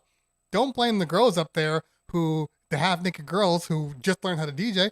Blame the dude that's profiting off of them. And I think we just have to take a step back and realize that. I think I've gotten to a point now where maybe it's just my old age, where things that other people are doing don't affect me as much as they used to. How old are you? I'm 42. I think as soon as I hit that 40 mark, I was like, right. I don't care anymore. Like, I think in my 20s, I didn't know who I was. In my 30s, I was trying to figure out who I was with respect to the world. And in my 40s, I'm like, I don't care. I am who I am at this point. Right. Well, and that is actually it is a physical and it is a biological fact. Once you pass 30, you are set in your ways and nobody's going to change that. But even with like, when I see things like, oh, this person is doing this or this person got this, I'm just like, hey, good for them. Well, what do you mean? Good for them. I'll get to it at some point. Well, I talked to Billy Lane about this too. It's that whole thing where everything looks all nice and glossy on social media, but as soon as you're walking in someone else's shoes, you do not know what they're going through, what their life is like behind the scenes. I wrote down a thought the other day, and I didn't really write it down to share it here, but I think it really is pertinent to what we're talking about. It's just how people basically, I said, I don't know how people have the energy to keep up appearances. It just seems like it would be exhausting to have to continually pretend to be someone you're not and to worry about what people think of you all the time. I'd rather use that energy to have fun and spread some love. It's just a thought. I write down my thoughts sometimes, guys. No. Those are perfect. You write down your thoughts. I put them on a YouTube stream. I didn't know why I wrote it down. Apparently it was so that I could talk to you about this. Yeah. But a lot of these people that you see that are living these celebrity lifestyles, a lot of it is really inauthentic. They're posting they're posting happiness on social media when they're not actually happy inside. So your time is better used on developing your own satisfaction with your own life than worrying about what someone else is doing and then comparing yourself to things that you really don't know more than an Instagram photo about. Just you are the gatekeeper of your happiness, and it's not dependent on what other people are doing. It's not dependent on anyone else. So focus on that. Let that be the thing that leads you, and success will be a byproduct of that. You comparing yourself to other people it's and Twin Spin said it. I always say this. It's a cliche, but it's a cliche because it's true. Comparison is a thief of joy. So the more I think the thing is, it's so easy to get distracted. And I think that's part of the test of life, of how we evolve as humans to become the best version of ourselves that we can become. The test is that the universe is going to lay out all these distractions around us, whether it's, your car breaking down or, someone having something that you want that you don't have. And are you going to allow yourself to get distracted by those things? Or are you going to stay on your path with laser focus to accomplish what you set out to accomplish here? And if you get distracted, that's on you. It's really mental programming and discipline that's going to get you to where you want to be at the end of your time here. Yeah, I agree with that. I kind of ran into that with YouTube. Same situation where, as I was starting out, everybody had an opinion. Everybody had an idea of how I'm going to blow up a channel. And when it's all said and done, hey, a secret tip out there for anybody watching, there is no secret. It just takes hard work. It takes hard work. It takes time. It takes perseverance. That's it. It takes pushing out quality content. And not just that. I mean, I'm sorry, I keep derailing you. It's all right. No, go. I feel like the thing that people keep forgetting that I think really is the most important thing is taking the time to self-reflect. Look at yourself, what you're doing, and the things that, it's not just about the content, it's about authenticity. And I think if we don't take the time to really self-check, like check ourselves, was I authentic in that moment?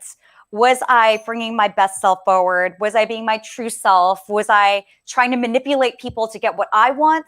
Or was I really just being genuine? Like, I think we need to check ourselves a lot especially with Twitch. Like, that's the beautiful thing about Twitch. The things, I think people can sniff out authenticity on this platform more than anyone anywhere else, which is why I love it. I don't know how to be anything other than what I am.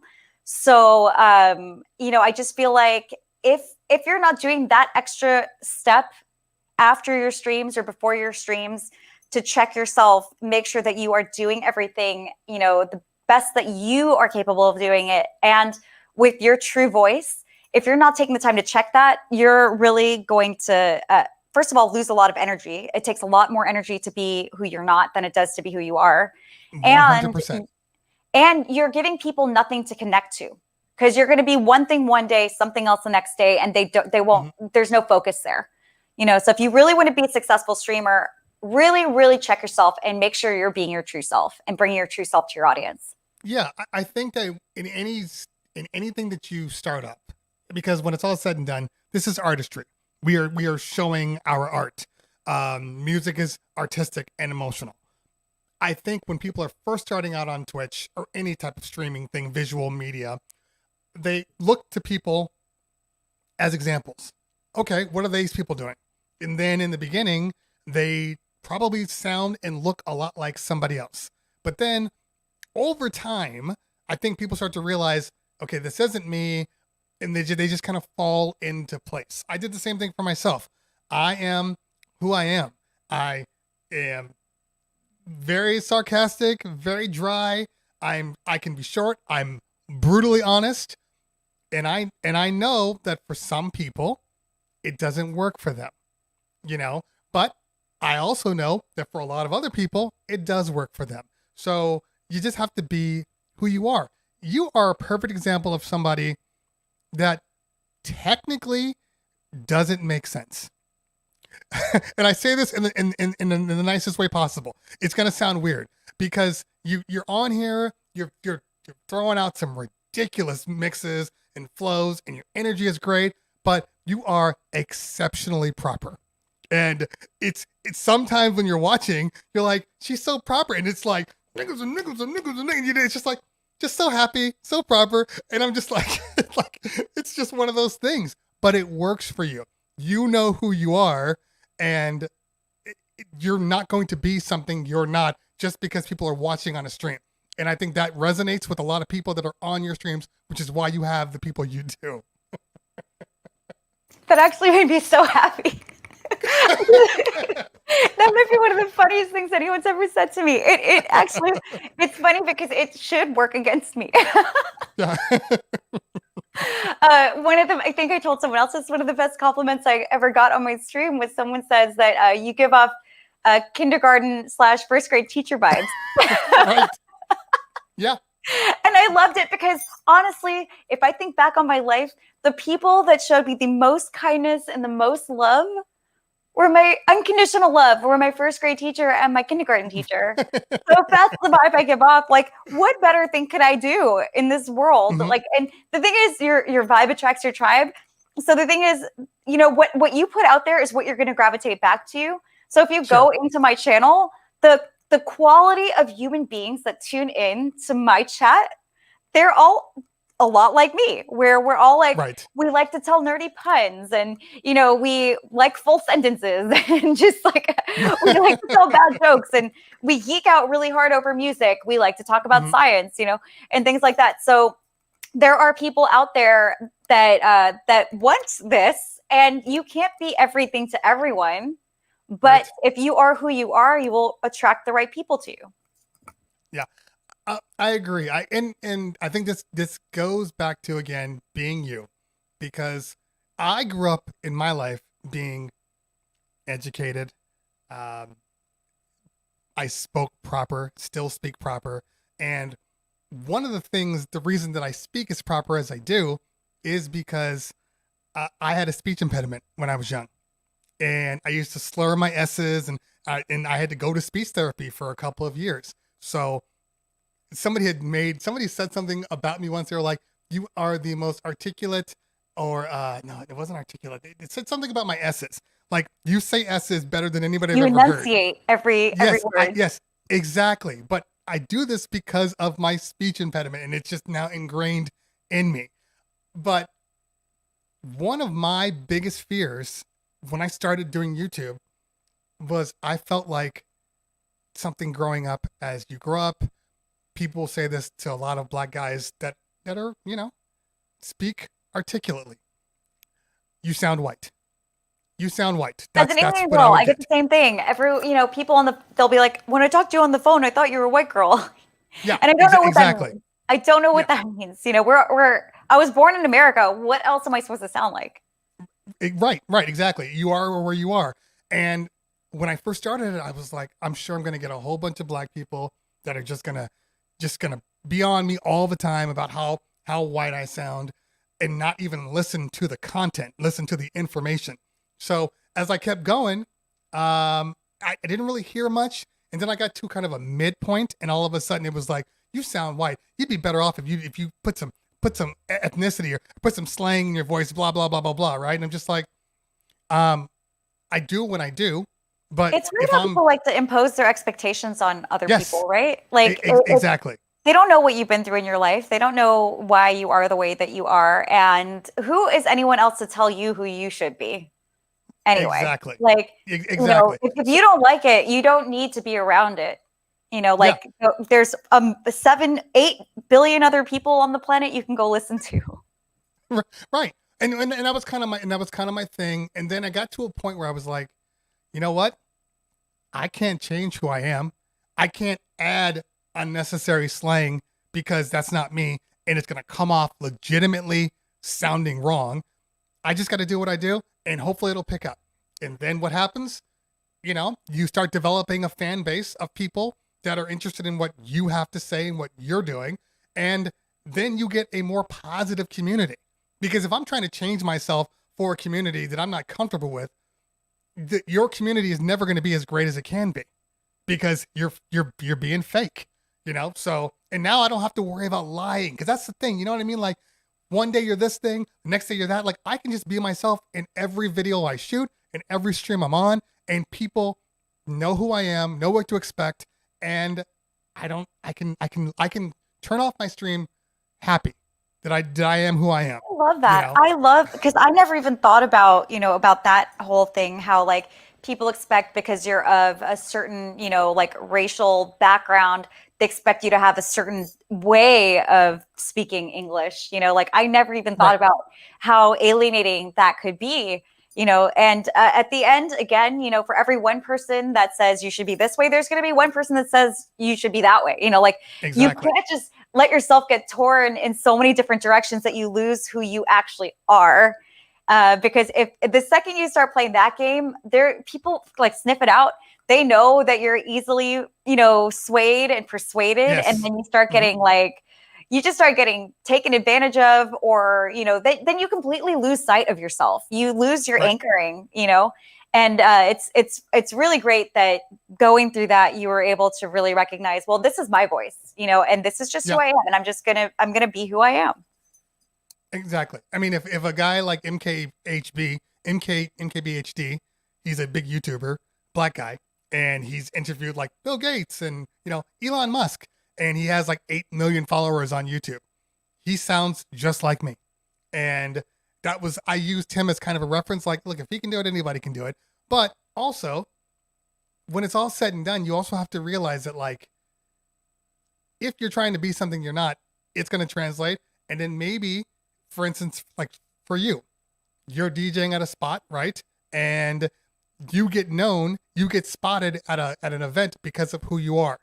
If you were trying to be something else that day, they either may not have wanted to book you because they're like, oh, she sounds like everybody else. Oh, I need somebody who's going to be a little more articulate on the microphone. Oh, all of these little things play into it. Like, the reason that I get manufacturers and people wanting me to represent their stuff is because I can relate to people, but I actually can articulate in a way that is responsible for them too. You know what I mean? Like they know that I can be trusted when I get something in my hands, and it's gonna come off, and it's not gonna sound, whatever way that they didn't intend. But the same thing applies to you. When people are looking at you, and you have booked a lot of in real life events, because of the way you handle yourself. And I think people need to understand this. When I first got to know Miss Ninja, it was before I even really got to know her. It was just based upon the sheer amount of gigs that were on her Instagram page on a daily basis. Yeah, if you think I DJ a lot now on Twitch, you should have seen my life before. This is a vacation for me. Exactly. I mean, she literally DJ'd like every single day, like probably 28 out of the 31 days of a month. Like it was absolutely insane. And I remember thinking at that point, my God, do I respect her hustle or what? Because it is rare that you see that kind of hustle. Tell me, how did you get to that point? Because obviously you're DJing, you get a little known, but how do you get to a point where you're working every day? Because I think that's one of those things that a lot of the DJs in the chat here are probably trying to aspire to get to when we finally get out of this whole COVID situation. Like, how do I get so many gigs constantly? That's such a, I don't know if I've ever even thought about this, because I never thought about it.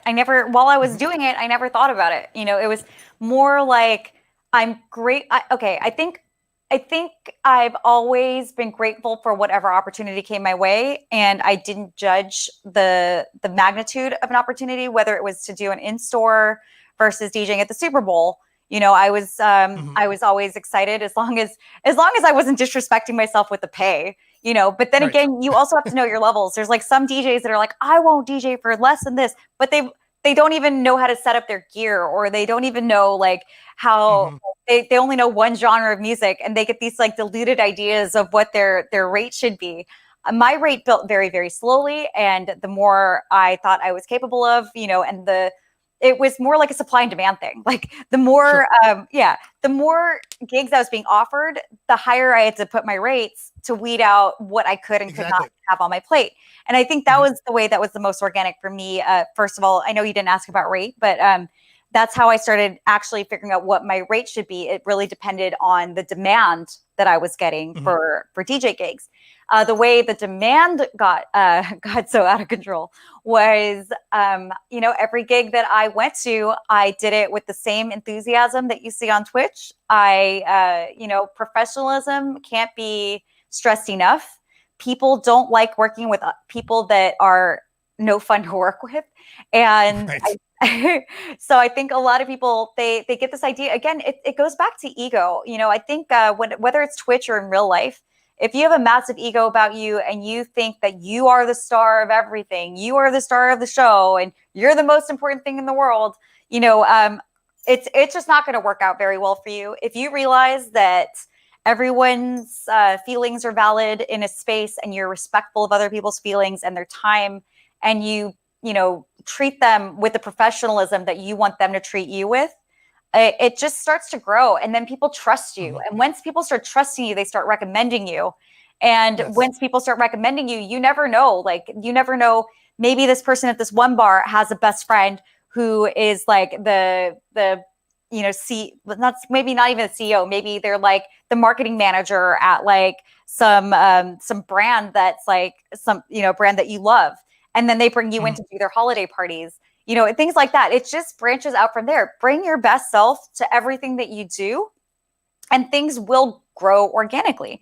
I think what it was I was broke for like 7 years, my first 7 years of DJing. I was just barely making rents and stuff.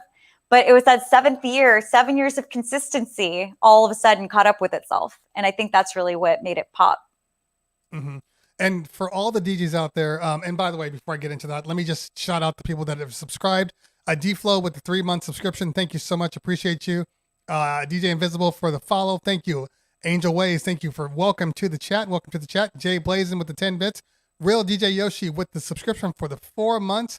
Thank you so minutes. Thank you so much. Appreciate you. And Adagio with the 1 month subscription. Thank you very much. Appreciate that. As far as DJs are concerned in their rates, this is one of those things that I do see. A lot of people think that they are entitled to a rate of pay that they don't qualify for. So when you're just starting out, stay away from, hey, what does Johnny get? So if Johnny gets that, then I should get that. Well, Johnny's been doing this for the last 5 years. How long have you been doing it? Oh, a month? Okay. Your rate has to be lower. Now, there is a difference between lowballing just to kind of get the gig and actually giving out a qualified rate. So I don't want to say that there's a difference there. Like if Miss Ninja comes in, that's a great point. Rate, also, we don't want to like bring down the industry standard of what DJs get paid by lowballing people. Exactly. If Miss Ninja comes in at a certain rate and you know what her rate is, so you come in at half that pay, you're not doing yourself. You're not helping the industry. You're actually making You're damaging the entire industry when you do that. Because everybody else is all of a sudden going to have to drop their rates, and now that is the going rate. So, but I will say that if you get to the point now where you are the product that the consumer wants, no matter how much someone undercuts you, they will still not go for it because you're not the product that they want. You know, like they will pay the premium for what they want. So if you build yourself to the point where you are trustworthy, you are professional, you know your music, you're clean, your setups are clean. If you are doing setups, don't smell. Yeah, don't smell. You know, things like that. If you bring that to the table, people can try to undercut you all they want to, but they're not going to get anywhere because that person that's booking people doesn't want that person. They want you, and they will pay a rate if they see what you're worth. And by the way, we have a level 1 hype train, 77%. Let's go. Mike Carbonell, thank you for the 2-month subscription. Appreciate you, fam. Keith Bone with the bets. Thank you so much. DJ Straight with the subscription, with the Prime subscription. Make sure you guys use your Prime subscriptions. Those things don't cost you anything, and they help out this stream. So I appreciate you guys. What was I saying? So we definitely need to make sure that we aren't lowballing. But as you said yourself, your rate is your rate. I have done plenty of gigs for corporate events, you know, like Netflix and all these people.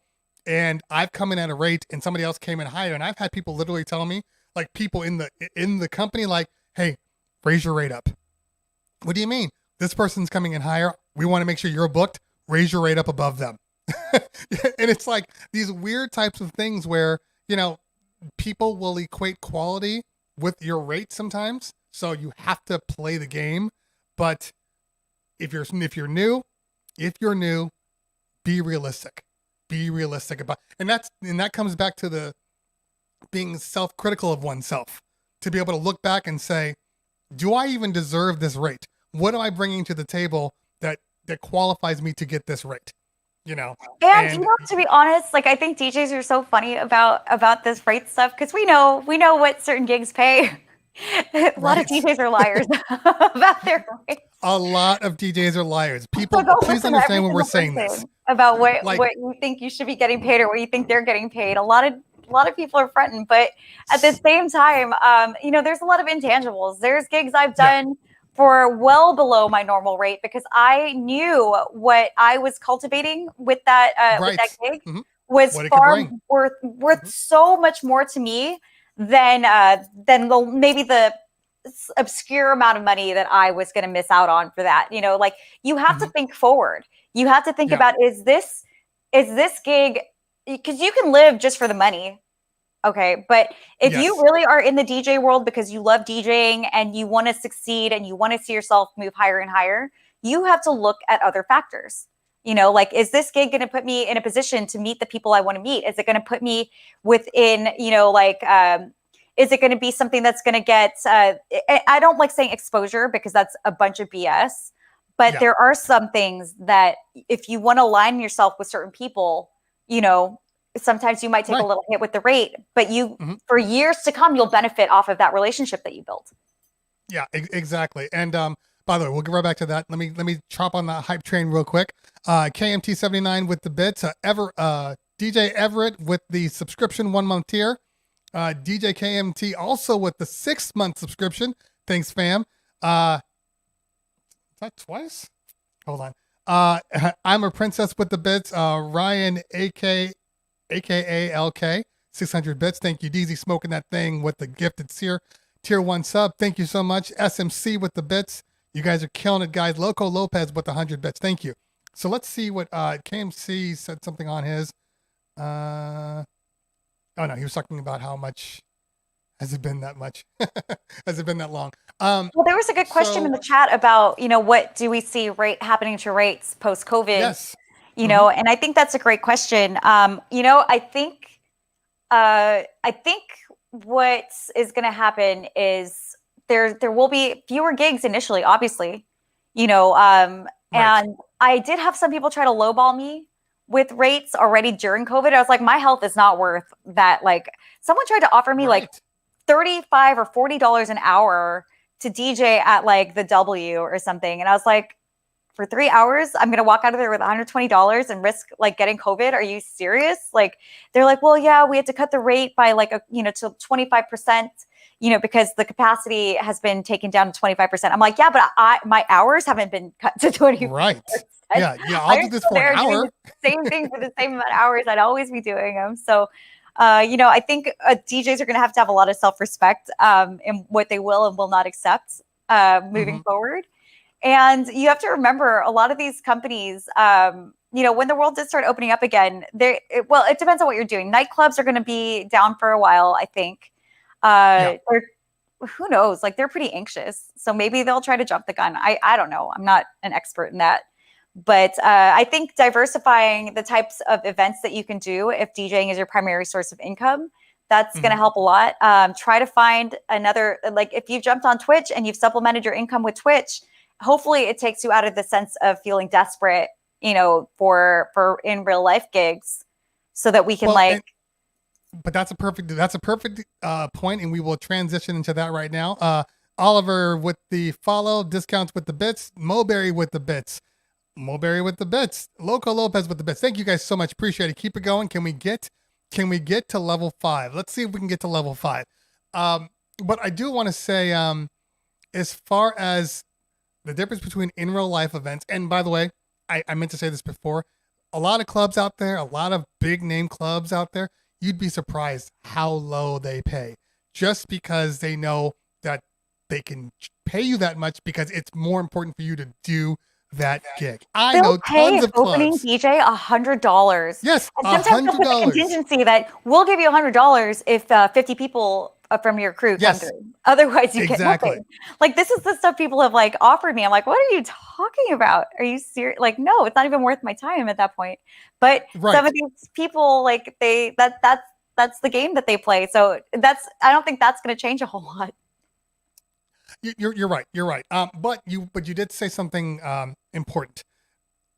When we get out of this, and now we are finally starting to potentially work, but we are also continuing the streaming. How much will streaming play into your in real life? How are you going to balance those? I think it's given me the luxury to really pick and choose which gigs I'm going to want to take. And it doesn't sound so cheesy, I love my Twitch community so much that I miss them if I don't talk to them for more than one day. That's why I stream like 5 days a week. It's mostly because we get together, we hang out, and we talk and we laugh, and it's like hanging out with friends. So if I am offered gigs in real life, now I get to have the luxury to think, is this worth taking a day away from my friends? Right. So that's kind of how I'm going to gauge it. Like, there's certain events that I was doing before Twitch that I love, that I cannot wait to get back to. I've DJed for Live Nation for like 5 or 6 years. I've DJed for Acer, Predator Gaming. I've been doing gaming tournaments for the last like 5 or 6 years. I was doing sporting events like the Super Bowl, the Final Four, the draft. Like, I can't wait to get back to those things.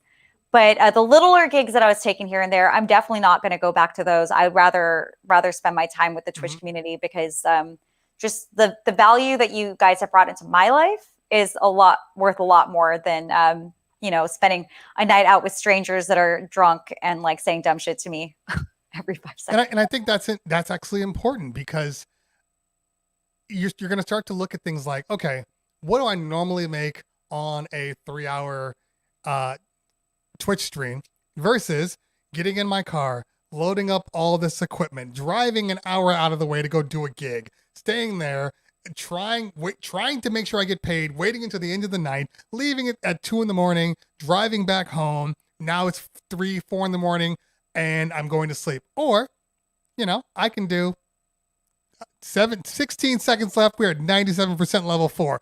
Let's go, guys. Let's go. We can get over that hump. 100 DJ bits. Stress TV. 100 bits. That's all we need. DJ Stress TV with level 5. Come on, 3, 2, and KMT Done. cheered 100 bits. Thank we you, are now KMT. in level 5, guys. Thank you so much, DJ Stress TV, giving out the 3 tier 1 community subs. Thank you so much. Save the hype train. We're at level 5 now, 1%. 4 more minutes, guys. Let's ride it home.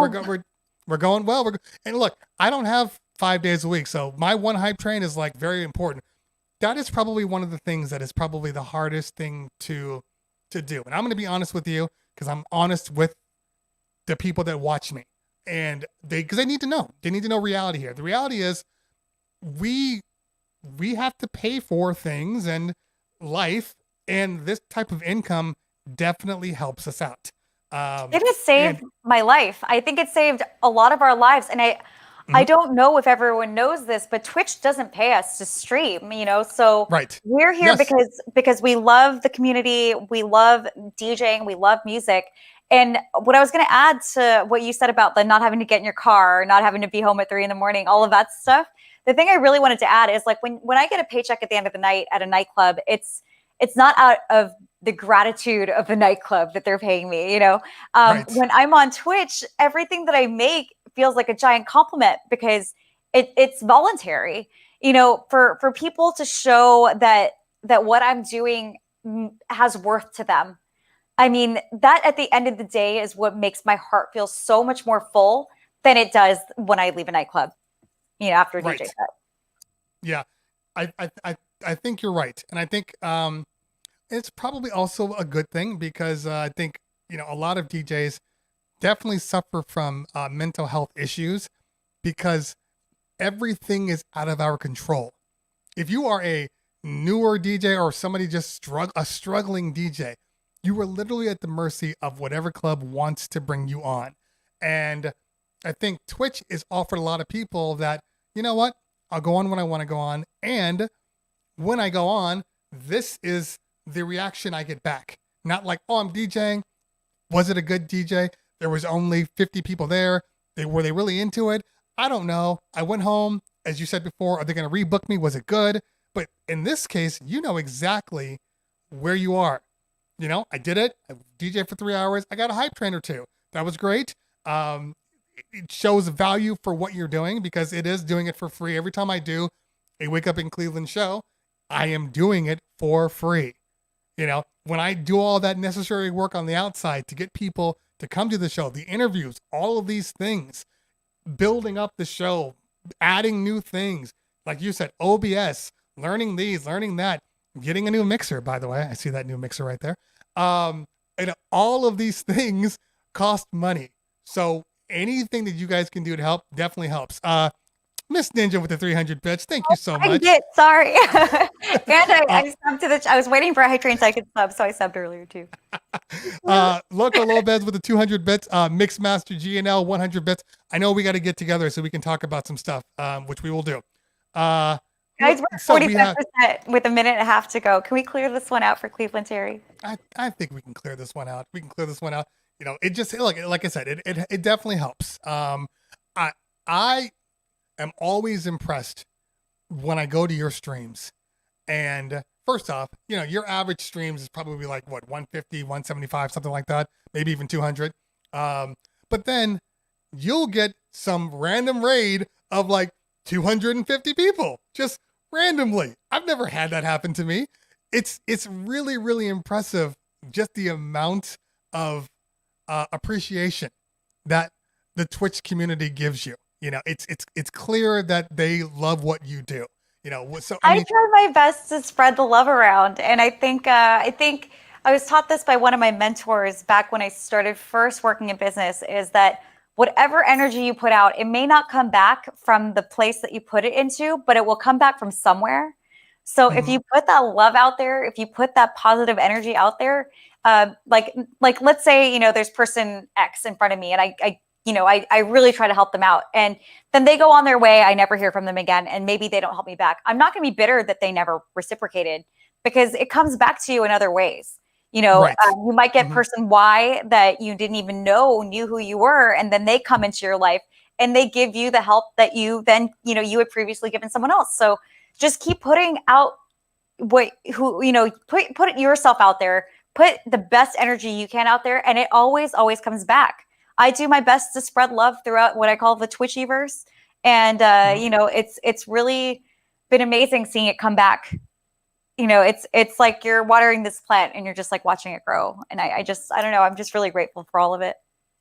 Yeah, no, as you should be. But again, being grateful is definitely, you should always be grateful for anything that is given to you, because nobody's being forced to enjoy 3 or 4 hours of DJ Miss Ninja streaming.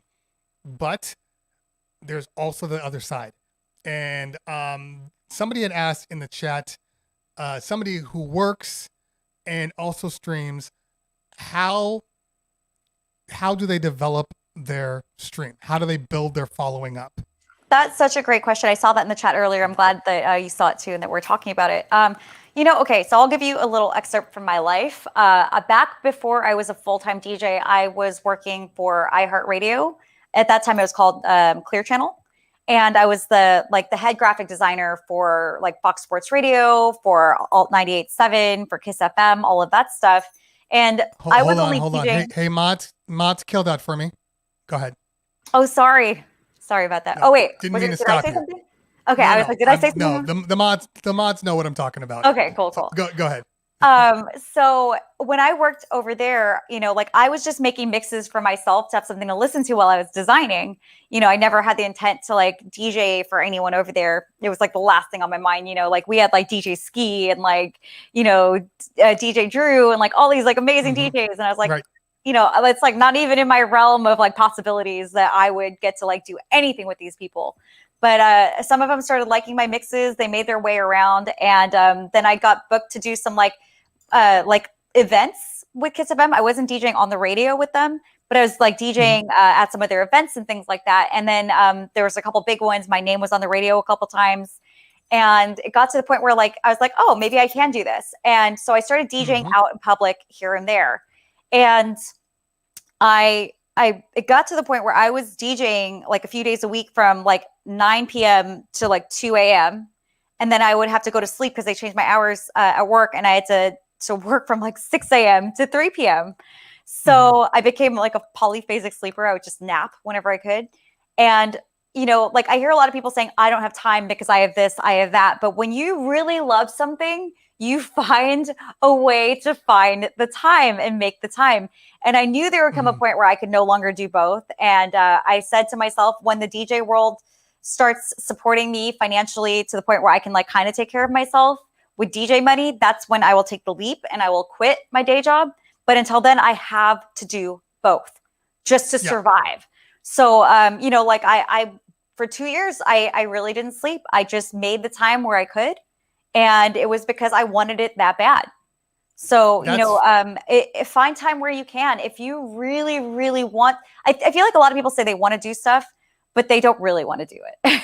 Exactly. 100%. Yeah. But if you really, really, really want to do something with like every last fiber of your being, you can find that 1 hour or 2 hours a day. Yeah. And maybe it's the 2 hours that you'd be watching TV, or maybe it's the 2 hours that you'd be digging through music anyway. Dig through it.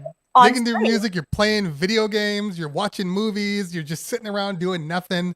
There's plenty of time in those 24 hours to get things done.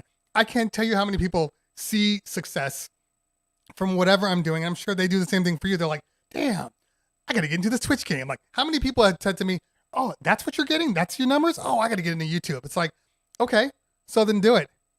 You know what I mean? Like, or I would give out pointers, right? And I remember people saying to me, why are you giving out all your secrets? And I legit said, because most people won't take them. Most people won't do it. Yeah, they'll listen. They'll say, that's a great idea. And they will never, ever actually use them. So I know this about human nature, which is why people are always, giving out their secrets and all these trade secrets. I mean, there are DJs right now that are like multi-unit real estate guys, and they do these whole seminars, and people pay them to the seminars. And it's like, well, why are you doing the seminar? Aren't you worried about competition? No, because these people pay me. They're never going to do it. So what am I worried about? I'm just making money. If they do it, they're not going to do it the same way that you do it. Exactly. I've had people try to like copy my personality ever since I got onto Twitch, which is so weird. I would love to see that. Yeah, I would love to see that. Because like, as you said, I technically shouldn't work, So I think when people see that whatever it is that I'm doing, which is literally nothing, I'm just being myself, they try to emulate it. And then, you just end up being like a poor facsimile of the original. And what was that? Multiplicity? Multiplicity, every one of them, every copy is worse than the other. Loses resolution with every copy. So if you really, really want to do well at something, the one thing that no one else can be better at than you is being yourself. So hone in on that. Be the best you that you can be, because no one else can fully copy that. It's going to be original, and that's what people are going to want to tune into. Yeah, and you have to operate. And by the way, I know I didn't call it out. We did reach level 5 hype train, and the people that helped out at the end, D-Flow with the 500 bits, I Am Princess with the gift 1, tier 1 sub, DJ Straight with the 100 bits, SMC with the 100 bits, Moberry with the 100 bits, DJ Flips, what's going on? Make sure you follow DJ Flips. Super dope DJ. He gave 500 bits. That's probably payment for all the times I've helped him on his tech stuff. Nate Nelson with the 300 bits, F105 Darwin with 100 bits, Red 23, 500 bits. You guys are killing it. You got all the way up to Miss Ninja with the 300 bits. Thank you so much for that level 5 hype train. I appreciate you. It's very important that you do things the way it works for you too. A lot of people, and this is the same thing when I'm talking about my, scratching, and I'm learning from, and I'm going to show everybody my journey, but I know my journey can't be their journey because I'm going to learn a certain way. People are like, oh, make sure you film yourself and make sure you do this, make sure you do that. I'm like, yeah, that doesn't work for me. The same thing with like creating your crates. I think DJ crates are a perfect example of the difference between one DJ on to another the next. DJ's laptop is like the worst. Exactly. No matter how, no one will do it the way that you do it. Right, exactly. And for whatever reason, the way you put one song here versus there, it just works for you. And I have tons of Paris Paul is a perfect example. Why don't you do this? And you should do this. And I'm like, it doesn't work for me. Well, you just make a whole bunch of crates and make them. It doesn't work for me. What do you mean? Like, I have to be inspired. And while I'll have 9 or 10 songs maybe in a crate, the next 11 through 30 are things that are literally floating through my head because I've now been inspired. If I put everything in a crate, I'm locked to that crate and it doesn't work for me. I think you're a lot like me. Like I cannot plan my DJ sets. Like if I have to do something for like Serato or something, I'll plan it out because like you have to get it in one take, and like I'm not going to be fiddling around like digging through my crate. Mm-hmm. But and then it takes even more time for me, like when I do have to plan a set, because then I'm like so meticulous with everything. But when you are DJing like 5 days a week, if you're trying to plan all of that out, first of all, it's impossible. It's impossible. And second of all, you just never know what the mood is going to be of the room. If you plan out your sets before you actually start DJing, you're taking, I think, the secret sauce out of the equation, which is having the empathy to feel out the room and deliver what that room needs in that moment. You have to leave your space you have to leave yourself that room to have that space inside of yourself to deliver what's needed from you in that moment, instead of just being a robot and giving people what you think that they wanted before you even got to know who they were. And that's the funny thing, because I think that's the difference, but we're also seeing a convergence of the two. So if you're DJing at a nightclub, no matter who will tell you that I just do what I want to do, that's a lie. That's a lie, because you have to keep everybody dancing. So sometimes you might have an idea of where you want to go, and you have to modify to make sure everybody's still hype. That's just reality. I think that when Twitch started, people were like, you know what I love about Twitch? I can just play exactly what I want to play all the time. And it's just for me. It's like, well, that's fine. You can do that if you're happy with, seeing just a small amount of people that actually want to hear you just do that. But the reality is there's a lot of people that want to hear you be you, but also want to hear stuff that they know too. So you still have to DJ appropriately, and the mood of the room will show itself in the comments, in the chat. Like all of those little things will start to play into it, and then you realize you might because at the end of the day, it's still a community. You're not playing at people. You should be playing at people, with and for. Exactly. So you have there is some give and take to it. Now, should you not play what you don't want to play? Of course not. You need to do you, and that's one of the opportunities of Twitch. It's granted you this ability to kind of play what you want to play. Perfect example is Mojax. Actually, Mojax is probably going on. It's Wednesday, right? He's going on right now. Mojax plays his progressive day. This is all progressive. Mojax happens to really, really love progressive music. So he's always wanted this channel. So he plays what he wants to play. Every so often, I'll do a raid to Mojax, and my crew is like, oh, we're going to Mojax? You can't go to somebody, playing a little more current music? So it's like, you have to understand that as a DJ. Sometimes you're like, nope, this is for me and for me only. Come along for the ride if you want to. Great DJ, you know how to transition and find sweet spots. Like, what was I doing? I was doing my disco set I do disco on Mondays, disco and funk. And then I got a raid from someone I had raided a few days prior, and she returned the raid. And I know she does a lot of like EDM stuff. So then I switched from disco to new disco, which was a perfect transition. And I was like, right, because at like hour 5 of my set as it was for hour 4. So it was like nice to change up and pick up the energy a little bit. But it was still within the realm of what I was already doing. It wasn't like I just went, oh, now I'm just going to cater to a whole other crowd. I think when you have been doing this for long enough, you know how to transition energy. And you correct. Should. Like, if you're a DJ, what you are doing, it's not music, it's energy. You're transferring energy to people. So knowing how to move energy, how to transfer energy, how to transition energy, that is what you should really strive to be a master of.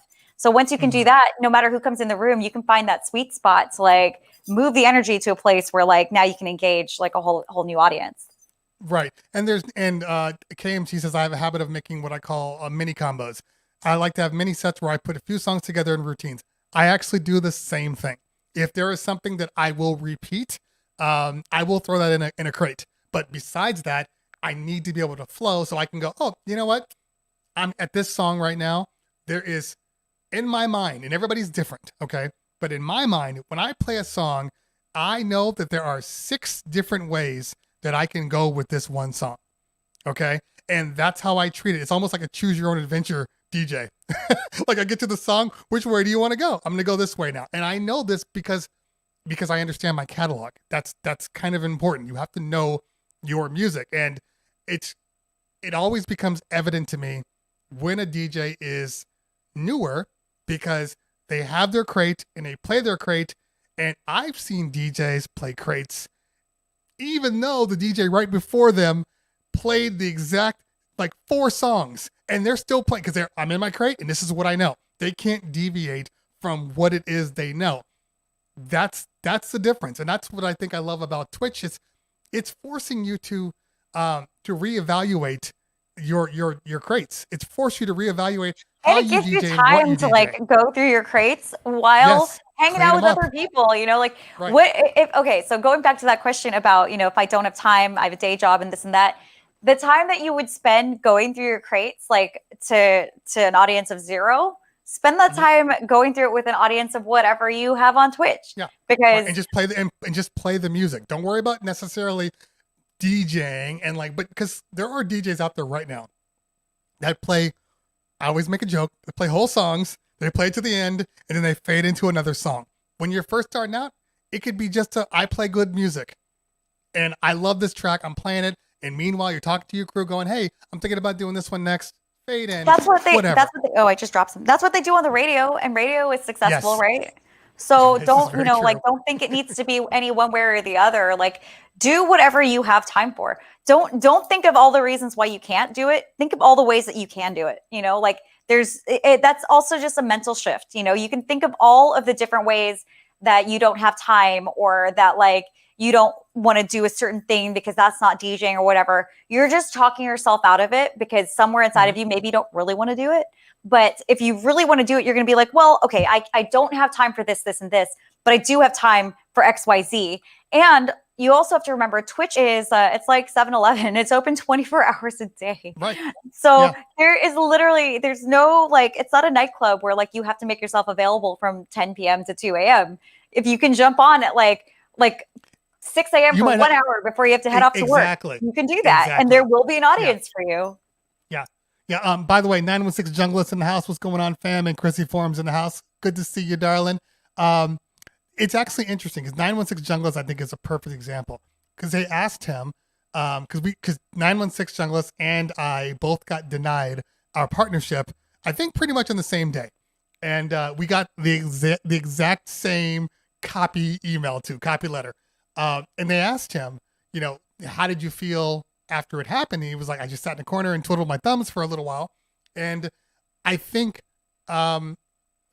it's true because I think I was getting into a point where I felt like, especially when I just started this show, I felt like, okay, if I don't have a guest on, do I really want to do this show? It's just me. Are people really going to be interested in this show?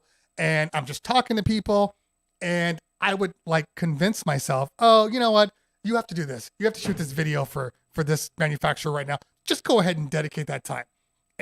But meanwhile, when you do that, you tell the people that are interested in you that I'm inconsistent. This isn't something I really, really care about. This isn't something that really matters to me. So if it doesn't matter to me, why should it matter to you? Well, I will say, my community knows that I'm almost always late, but I think that's okay. I'm late too. Because they know the sheer amount of hours that I put in that sometimes I just get really tired. It's not because there's anything else important going on. It's sometimes I just need that 1 extra hour of sleep or to like sit in silence before I give my all to my stream. And they are so good about it. Like they cheer me on when I take a little extra rest. They're like, we're so happy you got some rest yesterday. So, you know, again, it's like even if you're slightly inconsistent, you don't need to kick yourself for it. You know, but don't do it in a way that's disrespectful. Like if you're making people less of a priority, they'll feel that. But if they know that you're doing it because you want to give them your all, that's like a whole other thing. You're really good about that in your Discord because I've noticed a couple of times when you have taken off, you were the first to be like, "Hey guys, I was hoping to get on, but I can't today. I need to rest, but I'll be back." Blah blah blah, and all the people were like, "Great. So it's there's communication. A lot of people like I see a lot of people getting like Twitch burnout, a lot of DJs, and I keep asking myself, I'm like, why am I not feeling burned out when I'm streaming as much as I am? And it's because when I do need the time to myself, I take it. And, you know, we're such a close-knit family in my channel that when I do take the time for myself, they're all really, really kind and respectful of it. They know that I give them everything I can. So if I need a little bit to just like, you know, fall back for a minute, they cheer me on with that too. And it's the whole like sense of like wanting well-being for each other. I think that's the balance that we should all really try to hit here. You know, like it's a lot. Well, it's a lot. It's possible because it's the only time in our generation's history where everybody was going through the same thing. You know what I mean? So it's finally at a point where people can go, I understand. I'm not working and I'm just sitting here watching you for 3 to 4 hours and you are actually working. Take a day off. I'm cool with that. It's the first time in history. So I think we have a split. You have like a lot of empathetic people. And then the other side, which is like, I hate everything anybody does. I think the empathy side is starting to build. And on Twitch, it feels right now that everybody's happy for everyone. And I say right now, because what do you think? How long will this last? I think about this all the time. I get scared. This is going to sound, maybe, I don't even know how to phrase this without sounding wrong. I get scared sometimes about what's going to happen when things start going back to normal because the amount of empathy I have seen, you know, awoken within people throughout this period of time. I don't want that to go away. I'm very sensitive to the energies around me. I'm a super empathetic person, and it's been so nice to have like this much care and love in the air. That I'm really, really afraid. And, if I'm going to be quite frank, I'm scared of what the DJ industry is going to go back to. Like, are people in the DJ industry going to start, not cooperating with each other again like they used to? Because I've seen so much collaboration and cooperation because of Twitch. Twitch has really changed a lot of people's behavior. And I'm really terrified that we're going to start finding out that maybe it was only a means to an end for some people. And I really don't want to wake up to that reality. I want to live in this reality that I have right now, that we're all trying to like support and nourish and nurture each other. And I don't want to wake up to something different from that. So that's my fear. Mm-hmm. Now, I'm gonna bring up the elephant in the room because it's very important. And somebody had asked, what is your thoughts on Twitch and the copyright issues for DJs playing music? I take everything day by day. I feel like Twitch was here right when a lot of us needed it. Sorry, I'm like stumbling over my words because I'm thinking as I'm talking. That's okay. And if Twitch does, start banning music and things like that, it'll be because the timing of it is done. Like, I just kind of go with the flow with all things. I'm not going to sit here and, run around like the sky is falling. I'm going to do this as long as they'll let me. And if day comes where I'm not allowed to do it anymore, there's other things. Like, my community isn't just about the music. We like to hang out. We like to talk. We've done gaming streams. There's plenty of other things that we can bring to the table so that we can keep our community alive. And we'll just go that route. But, I think it's in the best interest of a lot of platforms to figure out a solution to this problem. There's a lot of money to be made for a lot of people. It sustained a lot of us through a time where we really had nothing else that we could do. And on top of that, we are breaking a lot of new artists. It is very beneficial to a lot of these artists that they have DJs on Twitch playing sets that they'd never play in a nightclub and breaking tracks that would never get played otherwise. Or not just breaking tracks, but maybe bringing back tracks that were in catalog, and all of a sudden people are, look at what's his name, Dogface or whatever, the Cranberry Drinker. He has one song. You know what I'm talking about, the Cranberry Drinker. Huge. We have to find it anyway. Dogface was on a skateboard. That's his name, and he was drinking cranberry juice, singing. Who was the group? With the girl, I forgot her name. The girl with the low voice. Ocean Spray, Fleetwood Mac. Thank you, 916 Junglist. The Ocean Spray, Fleetwood Mac. It was like a TikTok and Instagram, and all he's doing is singing the song and drinking. Right? Fleetwood Mac's entire catalog jumped up by like 600%. It was like some ridiculous number on streaming. They went to like #1 for streaming. Ocean Spray, they saw growth in theirs. Ocean Spray liked it so much they bought him a car. So it's one of those things where it's like we as DJs are bringing so much to the table that I don't think it can just be kind of swept under the rug. Like, yeah. We know you're a DJ. It was like, no. Every time I play something, if somebody says to you, what is that? What song is that you're playing? I really like that song. You've won. Because that one person goes and hits that stream. Maybe they're playing it out loud for their friend or their family member. Now they're playing that stream. Everybody's winning. And if these record labels are smart, they'll learn how to collaborate with some of us instead of trying to shut us down. Yes. I think it goes back to like part of our earlier conversation where we're talking about like DJ gigs and pay rate and how there's like intangible benefits. And there are some serious intangible benefits to letting us DJs play here on Twitch. And I think it does boost the listenership for a lot of artists that wouldn't get that before, and if they can find it, I think it's in their best interest to let us do what we're doing and find a way to work with us instead of trying to just, we're going to keep playing the radio stuff. The radio stuff's going to play because it's on the radio. It's on the MTVs. It's on the Sirius, XM. It's not that. We're playing stuff because a lot of DJs are recognizing you can't play radio stuff unless you're Little John or somebody big and have people actually want to remain interested in your stream. They want to hear you play you, hear you do you.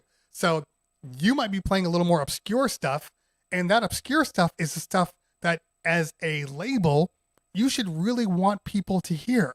Because that obscure stuff, that's the stuff that you spent money on. You're like, if somebody streams it, they do. If they don't, they don't. We know we're going to get our Mariah Careys and our Beyoncés. But that type of stuff where they're seeing hits on a catalog that they didn't think they'd make money from, stop being dumb. Realize that there is a market for this. And even if you told people, fine, you can do this. You're allowed to play this music. You just can't play whatever's on the Billboard 100 at any given point in time. Play stuff that nobody hears because then we're all going to benefit from it. Most of us are not playing on Twitch anyway. We know that's on the radio. We're not playing the Billboard 100 stuff. Exactly. But I think some do. New people that come on, I find they're always playing. They always try to play current safe. Stuff. They don't realize that Twitch is not a place to play it safe. And I think you just learn that the longer you stay in it. But I think also now, having said that, my real belief is that, after I've worked for corporate America for a long time, when they see that there's money to be made on something, I think everything that's happening is just part of negotiations. They're just trying to get the best end of the deal. And they're going to consistently put out all of these like, oh my God, this is happening. And then because a lot of people don't understand what's actually going on behind the scenes, they blow it up like they're shutting down DJs on Twitch tomorrow.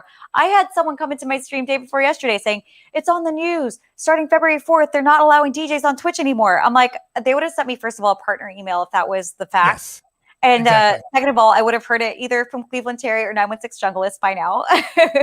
if that news had broke, which it didn't. Do you know how much there are so many hater DJs on the planet? I didn't realize how many hater DJs existed until streaming, because not only because they're like, it's just a law, man. It's a law. I'm like, look, I get it's a law, but why are you genuinely happy about this? Because they don't like seeing people have success when they don't want to do the work to start something new. They are they're so bitter that A, they didn't start earlier, or B, that they just don't have the desire to pivot, that they would rather see us all crash and burn. But the thing is that it's been almost a year, and we're still here.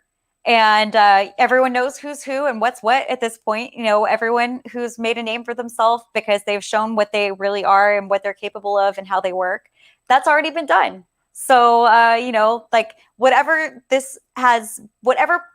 portion of my life this has been a part of, and for whatever reason, I'm going to be appreciative of it. And if it's going to evolve into something else, I will evolve with it. But you've also been smart, and a lot of people are doing too much, throwing all their eggs into one basket. So what you've done is, yes, you are streaming on Twitch, and you've dedicated your DJ life to streaming on Twitch, but you also have your own Discord that everybody uses, and it's very active. So if something were to happen to Twitch, and let's say you had to move to Mixcloud or Play DJ or any of these others, you could literally be hey guys, I'm moving over to Mixcloud, so follow me over there. And you'll probably get, 60 to 70% of the people follow you over immediately. I think that's one of the things that people aren't doing. You need to diversify. I'm on YouTube. I have a good following on YouTube, but I'm not stupid enough to think that if for whatever reason I lose my account, because that's happened to a couple of big people. For whatever reason, a glitch happened and their account went down, and it was down for like 7 months. I know you should have alternatives. So I have YouTube, but I also have this channel here that I'm building up for live content. YouTube for static, Twitch for live. But I'm not against, if I have to move to Mixcloud, move to Mixcloud.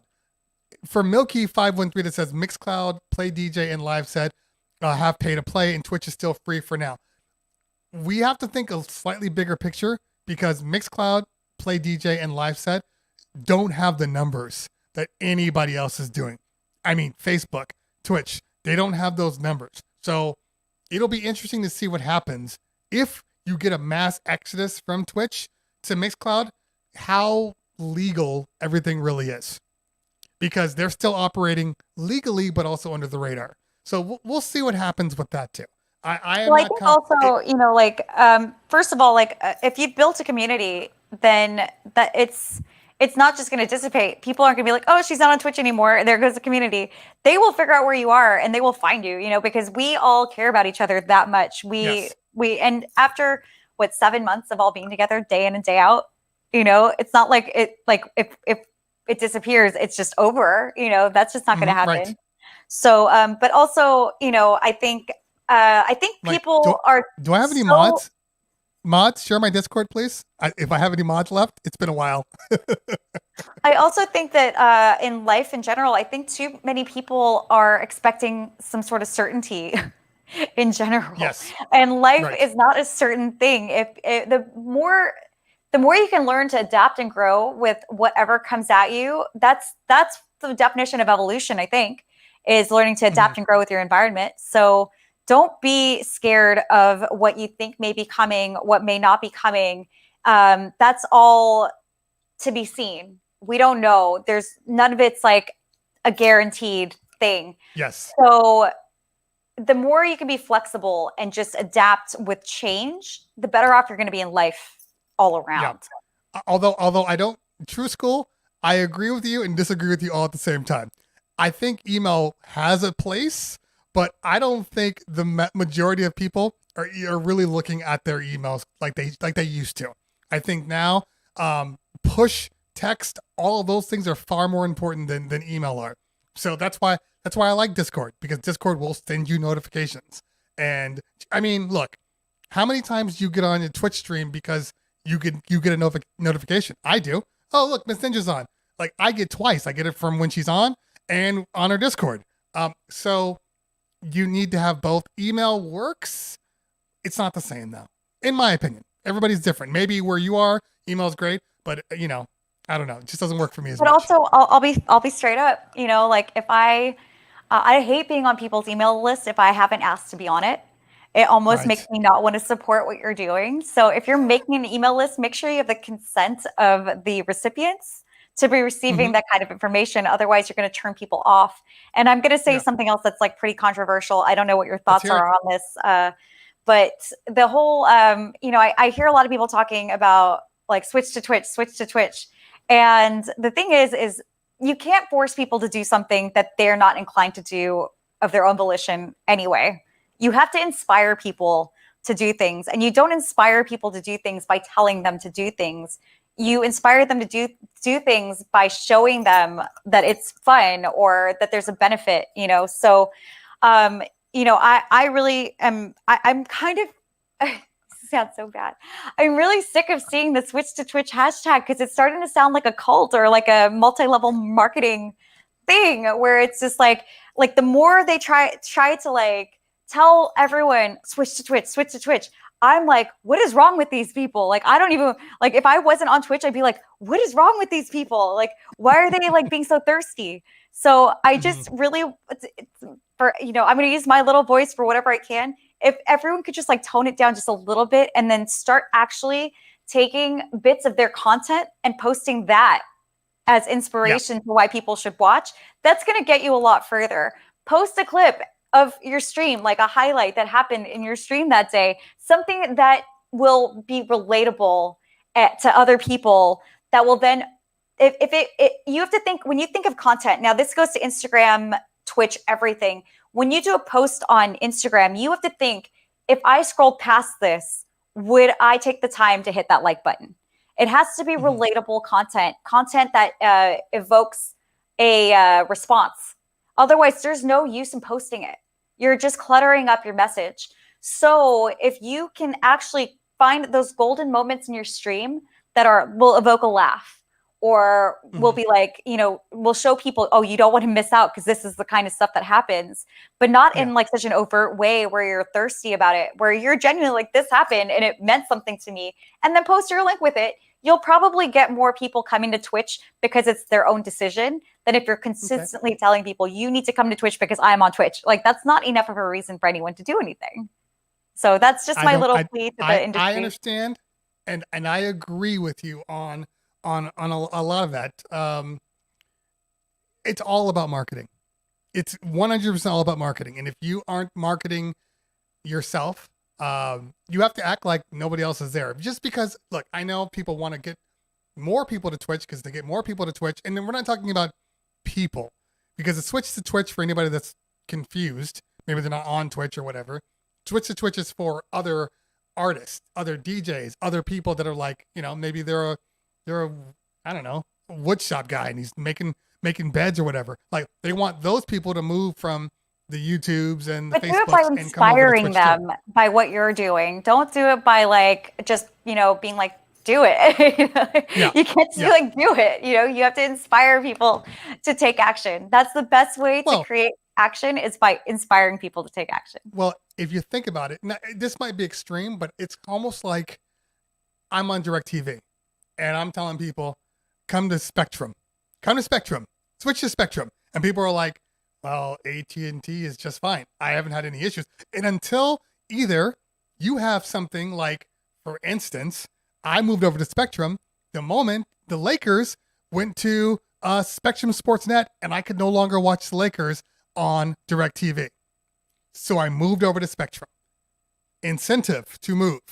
You have to give people incentive to do it. Because if you're offering the same thing that other people are doing, what's the incentive?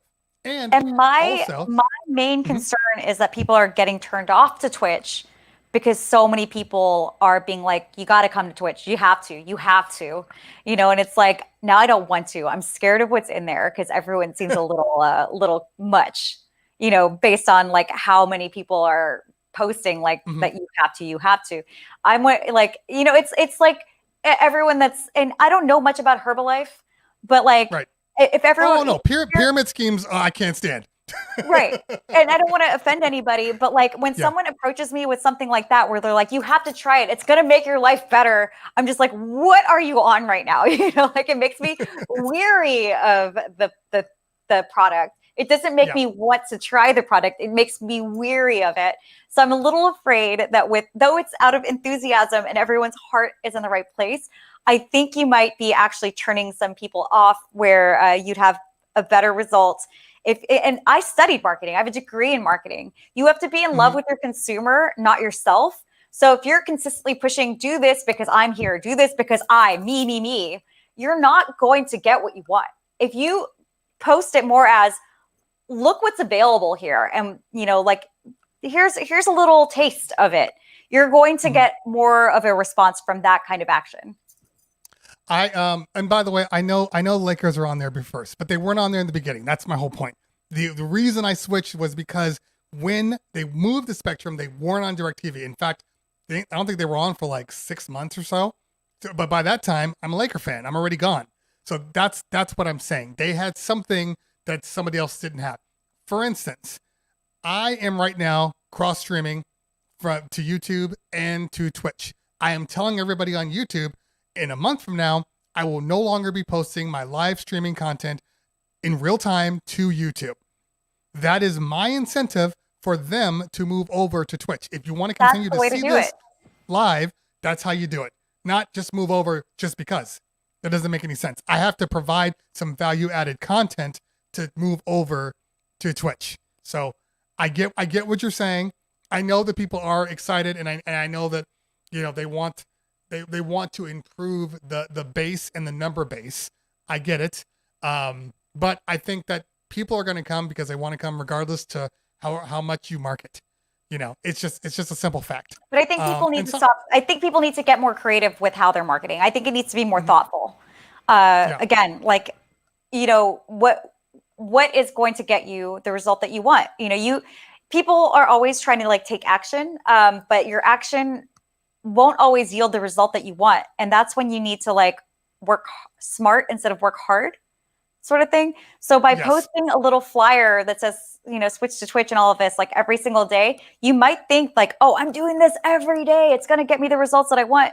Whereas, if you could post something that's a little more creative and a little more compelling, and it's going to take you miles further, then you can like do a little less work and get more of the result that you want. And that's kind of Right. the mind frame I want people to start moving into now, is less of this like pushing it on people. It's push marketing.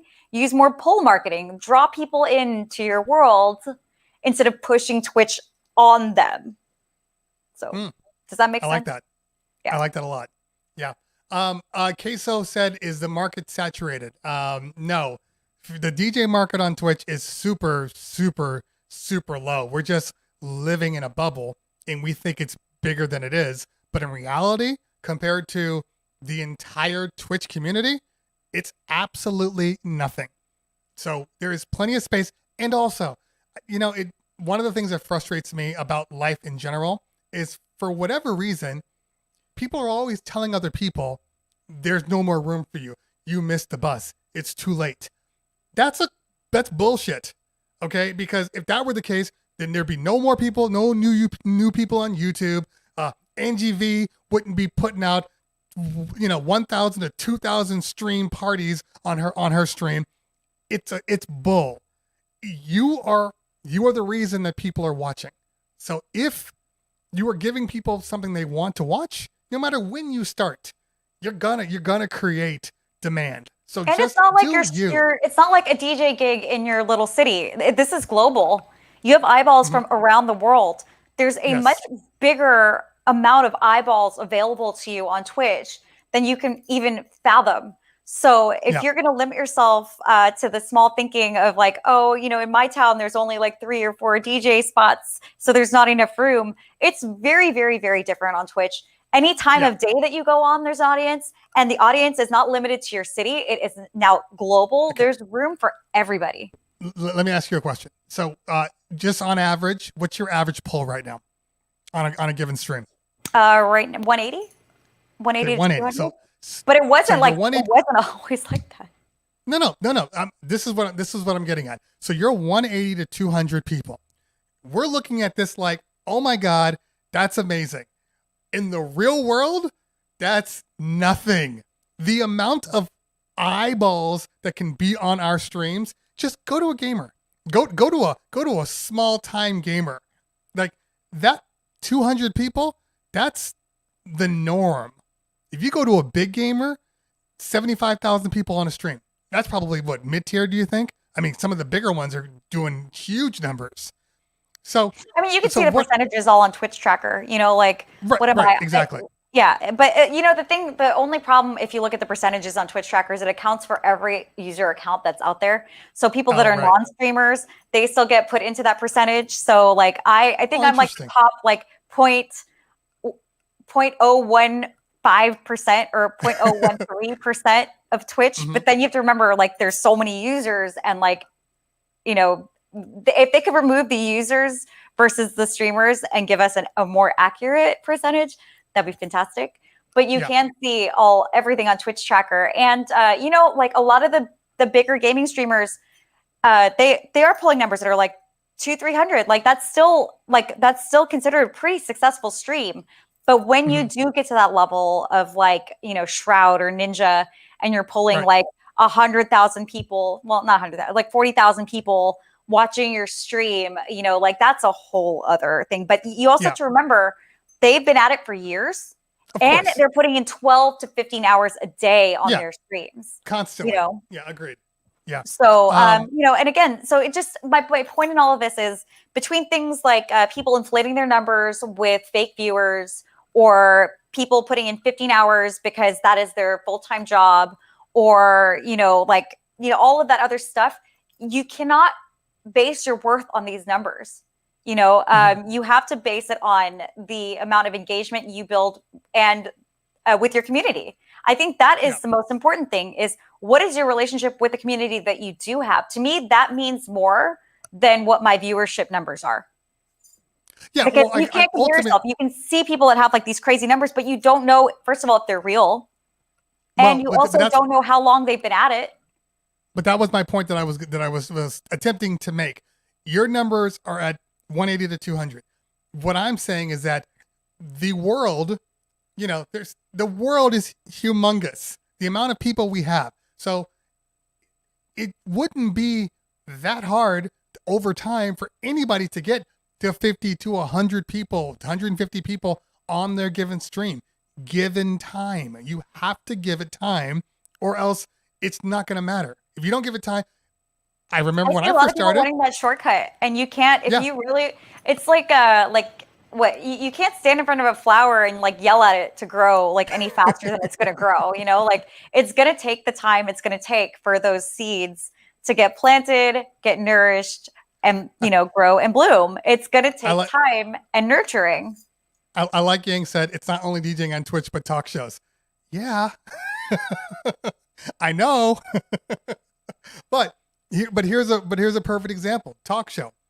I started this talk show when I was DJing, just DJing, and it was always kind of sporadic. You have to be consistent. But when I was DJing, I'd get 30 to 40 people on average, which was still fine. I'm good with that. I would get a little annoyed if I was like under 20. Like that number to me was just like, sign off. Like, I know it's stupid because the numbers are important, but like I think people have to have a goal no matter what. And it has to be a realistic goal. Don't say when I start my stream, I want to have 100 people. That's not realistic, but 30 to 40 people over a given amount of months, you should be able to get to. But when I started the wake up show, I wasn't sure what was going to happen. I wasn't sure that people were going to be interested in that, and I've been doing this now for 2 months now, I think. And like the viewership right now is at 134 people, just us chatting. I never thought I was just trying to get to around 60 people. I was like, I'd be there. I'd be happy. But the numbers are the numbers because I'm consistent consistency. By the way, DJ E's in the house. What's going on, fam? Make sure you follow DJ E's. Your content. You've taken the time to see what works and what doesn't work. And, that's the other factor is, it's not only about just the amount of time you're putting into it. It's about being open enough to having a constructively critical eye for what you're doing and adjusting and doing more of the stuff that works and starting to let go of the stuff that's actually not connecting with people. Yeah. And I think you're 100%, because when I first started, it was like, okay, I'm doing this. Wake up. Motown Monday, blah, blah, blah. And then I got to a point where I had a couple of guests on. I was excited. And then I couldn't get any guests. So now I'm at a point where it's like, it's just me. I'm on, but I'm not really caring like I should be. And then I realized, what I need to do when I don't have guests on? I need to actually have my topics planned. So then I would think about it the night before and put in like the top 4 topics that I wanted to talk about on a stream. That way it would get people going, oh, Terry's on. Oh, this is what he's talking about today. Cool. I want to see that. And then they hop on, and that was my way of modifying my approach to try to garner new people or people that were there, but weren't interested unless I was talking to somebody like you. You know what I mean? So you have to be able to be extremely critical of who you are and what you're doing. And you have to look and say, I didn't have that many people on today. Well, what was it about? Was it my DJing? Was it my song selection? Was I disconnected from the chat? Was I yelling at people because somebody said something crappy and now I'm being a butthead on the there's all of these reasons that could be there. And if you walk in thinking everything I do is perfect, you're probably not going to succeed on Twitch. I'll tell you the number one thing I think that I see DJs that aren't succeeding doing wrong is that they are more consumed with what they think they're doing right and what they think they love about their stream versus really paying attention to what people on their stream are enjoying. And they're just so absorbed in their thing that they're not seeing what the audience is really, gravitating towards, and they're not making those adjustments. Yeah, exactly. So for anybody that is wondering, we've said it before, but there's no magic pill to become successful on here.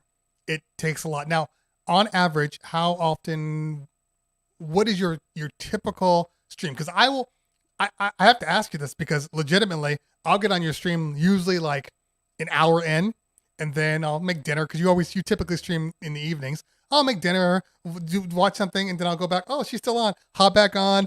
How long do you stream for on a daily basis? That again is entirely dictated by my chat. I never know. I always aim for 3 hours.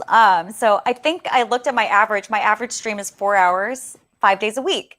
And a lot of people think that's a lot. But I've worked so many day jobs where I was working 40 hours a week and 5 days a week, and I didn't get to take breaks when I needed them. And so for me, and then also when I was DJing before Twitch, I was doing, like you said, I was doing like 20 to 30 gigs a month. There was days like Saturdays where I would have like 3 gigs in a day, and I'd have to like run from this place to that place. And I, like the logistics of it all, and, getting, all of that stuff is so exhausting. Having that out of my life and just being able to focus on the music and not dealing with strangers all the time. I'm like seeing people that I have relationships with now, like, it's just such a different thing that when I go onto my streams, I just let it happen. I do try, like, as soon as I start getting hungry or tired, they all know, like, it's my time to go. Then you're eating pizza on stream. Oh yeah, sometimes if they really want me to keep going, I will eat on stream. They'll tell me just eat something, and I'll be like, fine, and we'll just keep the party going. But I think initially I was streaming a lot longer hours. It was like, it was really exciting. And there's just so much music. I just love music. I don't think people understand like how much I love music. Yeah. I could do music all day and not get tired. In fact, I did 24 hours for my birthday. Yeah. I think it's obvious your love for music by how you DJ. I think other DJs can spot somebody who truly loves music versus somebody that just DJs because they're good at it or it pays the bills. And you have a love for music. And I think I want to, it's like going back to, not that I want to go back to the whole female thing, but I think it's just the love shows through. My Jenna, Rel's wife, J Rose, she, same way. She loves music. And when she DJs, you can hear that love in every song she plays. And that's a lot like you are. I think men are like, here, take the song. That's why I can do such long sets, is because I am really like loving every moment of the music. I'm loving the chat, and we're connecting over the music. My chat is very music focused. Like, we talk a lot about the music. So that's the whole thing for me, is like getting to share music that I love, playing stuff that I forgot about or didn't have an opportunity to play before COVID, and getting to share stories, to talk about the music. Having people like Bobby Promo in the chat that will then tell me about his experiences helping to produce a lot of these tracks, and then send me photos with the artists after my streams. To me, dope. This is a dream. I would rather be doing this than sitting behind a desk, cranking out, product for a company I could care less about. I would rather do this for 20 hours a day than do that for 20 hours a week, than do that for 40 hours a week for some company like I used to. So for me, and then you look at the gaming streamers who are on for 15 hours a day, So for me, spending 4 hours, 5 days a week, when I literally have, like, this is my only source of income now. This is my world, my job. So it's really like, I feel like I'm doing the bare minimum. Right. I mean, there's the out of the stream stuff that you guys don't see, like all of the energy we put into building our streams, new content, new music, upgrading our gear, learning about new gear, and then like whispers and keeping up with Discord and social media. Like it's a lot. It's a lot. But also I've kind of learned how to manage my mental health by disengaging when I need to. You have to be in charge of that. That's just a discipline you have to have for yourself, that when you are socially tapped out, to take some time to be alone and be by yourself. So when you do come back, you are, you're your full best self again. I gotcha. KMT says, I have a tendency to lose people when I change genres, unfortunately. As much as I love spinning hip hop and R&B and dancehall, I would love to transition to EDM or Jersey Club or some VGM, but at the cost of losing, but I guess he's saying not at the cost of losing my audience. What's your opinion on that? I say theme it out. I always put it in the title of my stream, what I'm going to be playing that night, so people know what to expect. And then you'll find that the people that have the same common interests will find their way to you. So like I do everything across the board. I do disco and funk on Mondays. I do 80s on Wednesdays, I do on Fridays I do 90s R&B and hip hop, and then on Saturdays I do Warp Zone, which is all my weird webs when I get real bassy, and then we smooth it out on Sundays with some deep house. So there's, I'm across the board with genres, and again, first of all, if you really have invested in building your community, they're more there for you. They're there for you, they're there for each other. And I've noticed the one thing that I love about Twitch the most is that the viewers are really open-minded when it comes to music. So I think you'd be really surprised at what people will tune in for. But I would suggest put the title of the genre in the chat so people know what to expect when they come into your channel. Focus mainly on your community. The community is the most important thing on Twitch. The music is definitely secondary. Like I've played I did like a 90s cheese set a few times a week when I first started, and they loved it. It was all stuff I would never be caught dead playing in public, but they loved it. So it's like, there's an audience for all of it. Yeah. I would say what Ninja's saying is correct. Having themes is the easiest way to make sure people know what they're getting into when they go into your stream. I would also say though, if you are playing open format and you are jumping all over the place, the reason that you're losing your crowd is because it's a little spicy, is because you're not actually reading your crowd. So you've already set the rules. You set the rules by saying I'm playing R&B and hip hop, and then I'm going to Jersey and I'm playing Jersey for 30 minutes. That is not how you introduce a new genre to people. If anything, you're going through, maybe you're playing 90s hip hop, maybe you're playing Jersey, so you're at 140 beats per minute, 150 beats per minute. Maybe you're playing like Luke and dips and all that stuff, and then you drop a Jersey track or two, and then you go back into the 90s stuff. Sprinkle it in first. See how people react. Vote.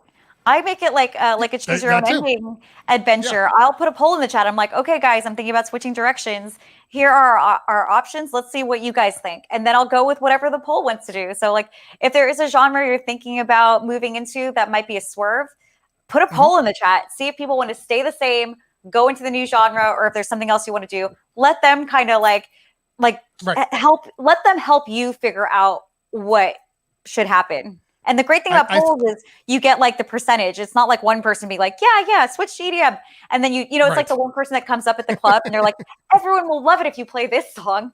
It's not that situation at all, because now you're letting like the group, the majority rule, People will dance if you play this song. I swear to you, bro, if you just play this one song, man, I know who's here. But you're right. The problem with the poll, it's weird.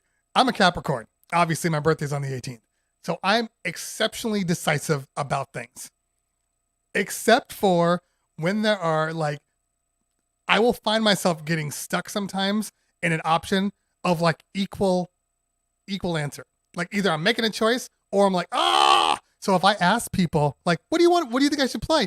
And then I get things that are too close. Now it's on me. Now I feel all bad. So I just say, screw it. I'll make the decision on my own. But again, though, I think it depends on, like you said, what you're trying to create. Like when I'm on, usually I'm testing some sort of new product. So it doesn't really matter what I'm playing. It's more about the testing than it is anything else. So I don't really care. But I get it if you're trying to develop that. By the way, shout out to DJ Icy Ice. Shout out to Bobby Promo. Shout out to DJ Stress. I didn't mention Stress, and I didn't mention jetpack bags. Are we doing this? Hold on. I have to go get mine too. Go get yours too. Go ahead. While we're waiting on her, make sure you invest in your jetpack bag system. They have a fantastic system known as the Drop, and it's one of my favorite things. It would be even better. It'd be even better if I could actually go out on a gig and use it. But the Drop system, and is that the Drop or is that the Slim? It looks like is that the Drop or the Slim? I think that's the Slim. Oh wait, hold on. I have to plug in my headphones again. It's the Slim. It's the one that goes in. It's part of the Drop system. The Slim is part of the Drop system. The Snap. Okay, gotcha. The Snap. Gotcha. Is this the Snap? No, I think this is the Snap. I can't remember. Yeah, Please, I got them both. My brain wasn't prepared for this. Why don't we let Stress TV tell us what what bag I have here. He said the snap. He said the snap. Okay, it's the snap. Yeah, and I love it. And it's yeah, been great because the few things that I have done during COVID, because of COVID, they are, obviously like I don't have to bring a bunch of stuff anywhere anymore.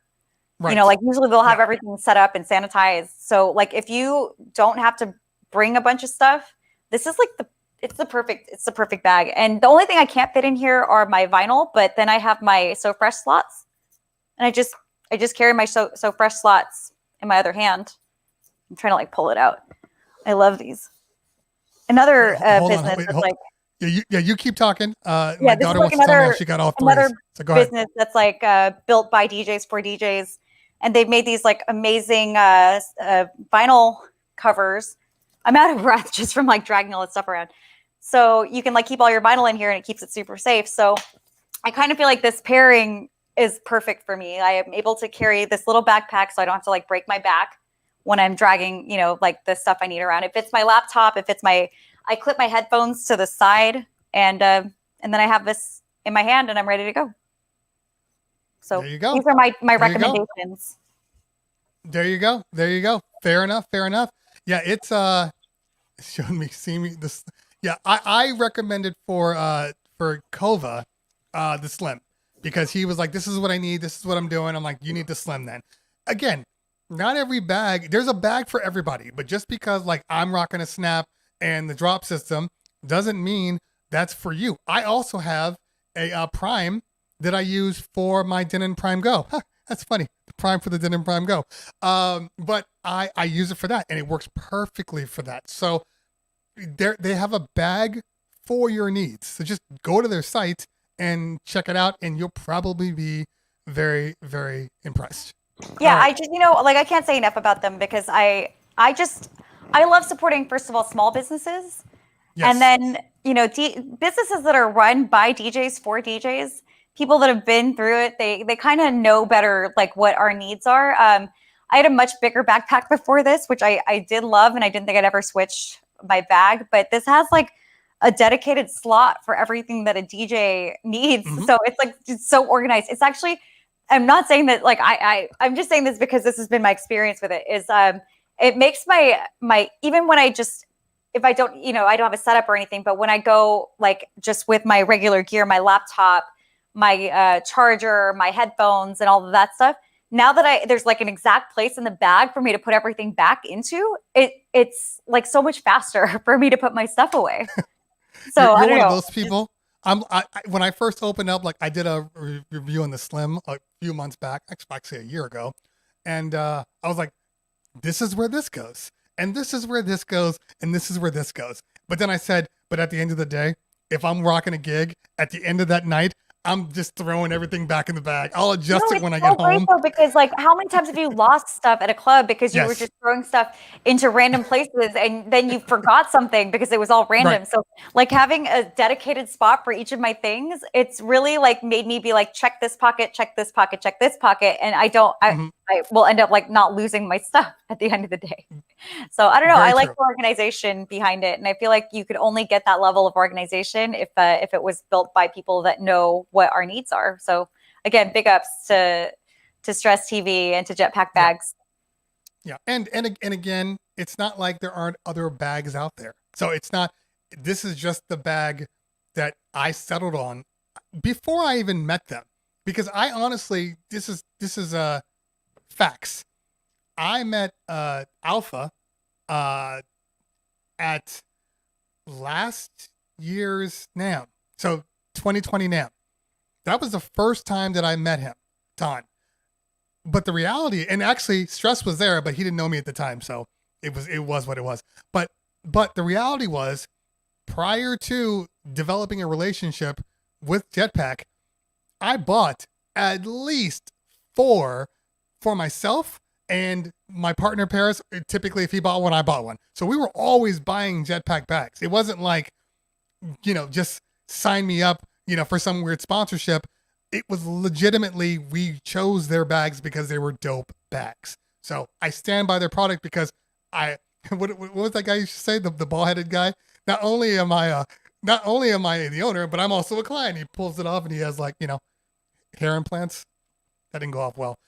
So yeah. So thank you. Let's see. Somebody had said, yeah, stress that I need you through Paris. Yeah, Paris talks about me when I'm not around. I appreciate that about him. He's been great. Okay, let's see. So, okay, I'm sorry. Realist says, if you need information about things like speakers and soundboards, go to a DJ or a store that can provide you the information for writing your own papers. Realist says, I don't think you actually know what I do. I'm good, but thank you. Okay. Let's see who else is in here. Now, you've been on for a while now. By the way, are you streaming today or are you off today? I am. I have 80s night tonight, but I'm having so much fun talking to you about all this stuff. I'm having a good time. We're good. Well, thank you. I do want to know. So, I want to talk a little bit about, I guess, perception, because I noticed, because both you and I, we follow each other on Facebook and Instagram and all that stuff, and I noticed of late that people, you are being more vocal about the things that bother you about the Twitch community. What do you think sparked it, and why? Okay, so I am definitely not one to complain a lot. I really believe in solutions over complaints. I feel like if you bring a complaint to the table, you should always come with a solution as well. Otherwise, you are just being negative, and that doesn't breed anything except for negativity. So my motivation was more that now that I've identified certain issues, I want to open up conversations and find solutions, because luckily for the first time in my life, because before all of this, I kept to myself a bit, maybe you'd see me post up on Instagram, but I wasn't going to every DJ's gigs. I don't like networking. Networking has never been my move. I don't like going places with the hopes that I might benefit from something. I just feel like that's so disingenuous. I would rather just do my work, keep my head down, do a good job, and see where that takes me. So I've kept my nose out of a lot of things. But now, it's different. Everything changed with Twitch, because now everything's out in the open. I am now officially a public person, I guess you could say. And now that I have a bit of a voice, I want to use it to speak up for people that maybe don't have as much of a voice as I do now. And a lot of that does, we all experience things every single day that are either, positive or negative experiences in our life. And I would like to nurture more of the positive. And when I do identify things like the, bit of, what's the word, sexism, and, people being disingenuous, people cheating, just anything that lacks integrity, I do feel like it is my job now to talk about this stuff with my community so that we can identify these things, make sure there's no room left for it, and we can move forward and actually change the way we do what we're doing. Now, you mentioned, for instance, the kind of false numbers that a lot of people are doing. And by the way, false numbers have always been a thing. I mean, there's false numbers on YouTube, there's false numbers on IG. Especially on IG, that's a big thing. Like, I can't tell you how many times somebody's followed me and I look at their numbers. It's like, wow, they have 30,000 followers. And then I go look at the first way to know if they are legit or not is just go look at one of their posts and see the reality. If they have 15 likes on a post with 50,000 subscribers, they're fake. They're fake people. And I think the same thing has been happening a little bit on Twitch, where all of a sudden the numbers will be huge, and then you'll go look at the chat, and the chat doesn't represent the numbers. And it's fairly obvious when that happens. For the only time it's not obvious is on like a Serato site.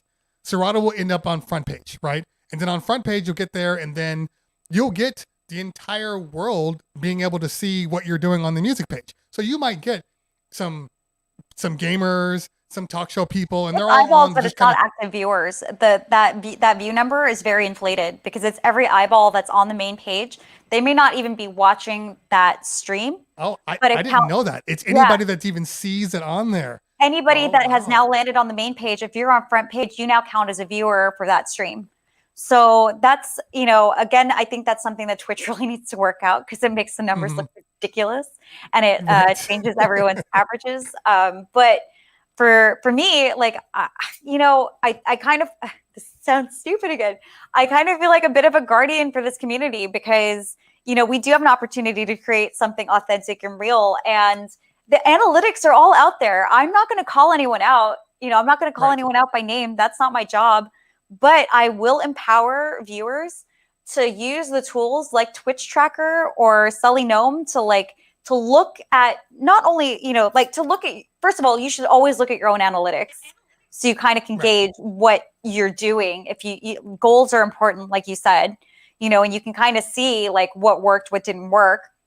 But also, you can see when you are if you are comparing yourself to other streamers, you can see if the numbers they're putting up are real or not. So you can then manage your own expectation a little bit and realize everything isn't as it seems. I think the major disservice these people are doing to the community is changing the belief on what is considered a good stream and what is a bad stream by changing the numbers so much that we don't know where we fall in the realm of like good stream versus not so good stream. Like, I don't know how to articulate this. I'm struggling right now. It just gives people a false sense of how bad they're doing in comparison to how good someone else is doing when their numbers aren't even real to begin with. And I think it creates a lot of mental health struggles for people when they see someone that has a ridiculous amount of viewers, and you can see like maybe they're, like they're not even doing the amount of work that some other people are doing, or, they're not even creating content that might be as good as the content other people are creating. But you see these like crazy numbers and you're like, what? And then you start looking to these people as examples and you start trying to emulate their streams. And it's misguiding people into thinking that this is what success looks like, when it's not actually success. It's false numbers, And then also, I've said this before, I've worked in radio, and there is like a bit of a herd mentality when they see, oh, there's so many people at the stream, this must be what a good stream looks like. Everyone just will go there because they are kind of being mentally programmed to think that this is what I should like. So now you are failing your audience and you're failing the entire Twitch community. And that's why I have such a deep-rooted problem with that happening. Now, okay, so that actually makes sense, and I get that, especially when people are I guess, kind of illegally getting around the system, because a lot of people want to be partner. Look, I am looking to be partner myself, and I was just on the Tweak Music Tips stream earlier on, and he might even be in here right now. But a lot of the people were talking about, don't focus on the numbers, and I agree with that to an extent, because I think you also need to have a goal. And if you don't have a goal, you're not gonna feel the need to improve everything you're doing. Like for me, like on YouTube, I was like, okay, I want to get to 1,000. Okay, now I want to get to 5,000. I want to get to 10,000. Now I want to get to 20,000. How do I make these things happen? What do I need to do to make these things happen? But that goal allowed me to be more aggressive with how I do things. And because a lot of people are like, oh, don't worry about the numbers, just do you. And it's like, if you don't have anything to shoot for, I feel like some people are limiting themselves. Not everybody. I can only speak for myself, but that's the way I am. I need to have a goal to get to. So my numbers are there. I got declined the first time, but I'm not going to do anything right now to jeopardize the future possibility of my partnership. So I'm not going to do, to be honest with you, unnecessary. Though, there's a handful of people that I've seen get partnered and they have fake numbers. So, if that's your fear, is that you won't get partnered with fake numbers, that's not even a problem, apparently. What my concern mostly is that I, as a human being, my goal in life is to live as honestly and as authentically as possible. And that's what I want to be a champion for. And I would hate to ruin my reputation by compromising myself for a few hundred followers, because one day that information will come out and people are starting to see who the cheaters are and who's done things, with sheer hard work and discipline. And I would rather be on the side of hard work and discipline than be in that basket of cheaters. Again, there's Twitch Tracker and Sully Gnome. You can go look for yourself and see who is cheating. It's all out there. The analytics are public. Yeah, I'm a big hater of cheaters. However, I also do believe, and I'm sure I could have run with this, because when you apply for partner, if you look at the partner information, I've said this before, what it says is you need to make sure you're meeting at least a minimum 75 followers, on a stream, yada, yada, yada. Or if you have a large social presence on another platform, let us know about that, and then we will go. So what is your feeling on people coming over that have big social platforms and they become partner immediately? That's Do you great. have an issue with that? Or that's great. Okay. You've done the work. If you've done the work and you've earned your status, that's great. It's people when they fake it and it's all just for image, and it just shows that the image is worth more than the work or the passion for DJing or the community. That's where I have a problem, because it's disingenuous. But if you are a person that has succeeded outside of Twitch, like let's say you've succeeded on YouTube and you bring your following over to Twitch, that's only going to help the Twitch community. Now you're actually enriching the community. There's a big difference. Yes. So added value. Yeah, if you're bringing a bunch of fake bots to Twitch, empty non-users, and on top of that, then you raid another channel, and now those bots have come to another channel that didn't even want the bots. It disproportionately inflates their numbers, and it creates a mess, in the whole Twitch world. I just wish people would be less concerned about how they appear, with their images, because of popularity. And I wish they would just be more concerned with humility and trying to put something forward that is of genuine value to the public. So DJ Fly in the house. What's going on, fam? Good to see you. DJ Eyes said something that I want to bring up right now. He said, give up the rights of your brand. Okay. This is a misconception of Twitch. People are thinking that if you partner with Twitch, you are giving up your right to be DJ Miss Ninja or Cleveland Terry. That's not true. That is not true. You're partnering with them. So all the content that you make for Twitch, okay, is a shared experience. They are allowed to take that content and do whatever they want with it. If they want to promote the Twitch with you on there, they can do that. It is a partnership. You're giving content, they're reciprocating back, but they also may use you. But if you leave Twitch, you don't lose your identity.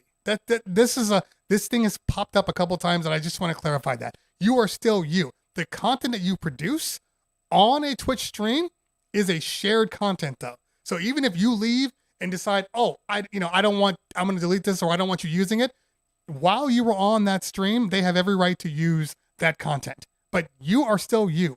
Your identity, your brand is still you, no matter what you do. Just throwing that out Ninja there. Left Twitch, and Ninja is still Ninja. Not me, exactly. Ninja, the gamer. He took his brand, and same thing with Dr. Disrespect. He got thrown off of Twitch for we still don't know the reason, do we? But no. He has such a massive brand, and he took it to YouTube, so he still is in ownership of who he is. So, I'm not worried about that stuff. Yeah, nor am I.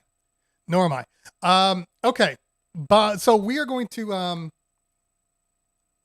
okay, so 916 Jungler says they can take your brand IP too if they stand to lose money. Ninja and Shroud had to fight to keep their brands. I also believe they started on Twitch, so theirs is a little different than somebody coming on board after the fact. I have a brand on YouTube. It is my brand on YouTube. If I'm on Twitch, it's only for the content that I am producing. And I would love to see them legally try to take away my name, which happens to be Cleveland Terry. I'd love to see them take away my brand. I don't think it's impossible. I don't think it's possible.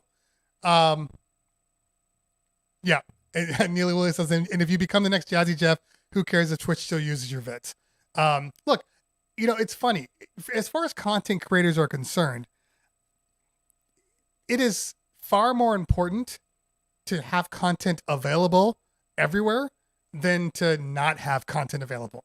So if you have content on Twitch, if you have content on YouTube, you have content on IG, that's helping your brand. And artists nowadays realize that you're not really making money off of your content. That's not where the money comes from. The money comes from the brand. So if you are building, don't worry about, oh, well, so-and-so, just like DJs. Oh, DJ Miss Ninja's playing my one song.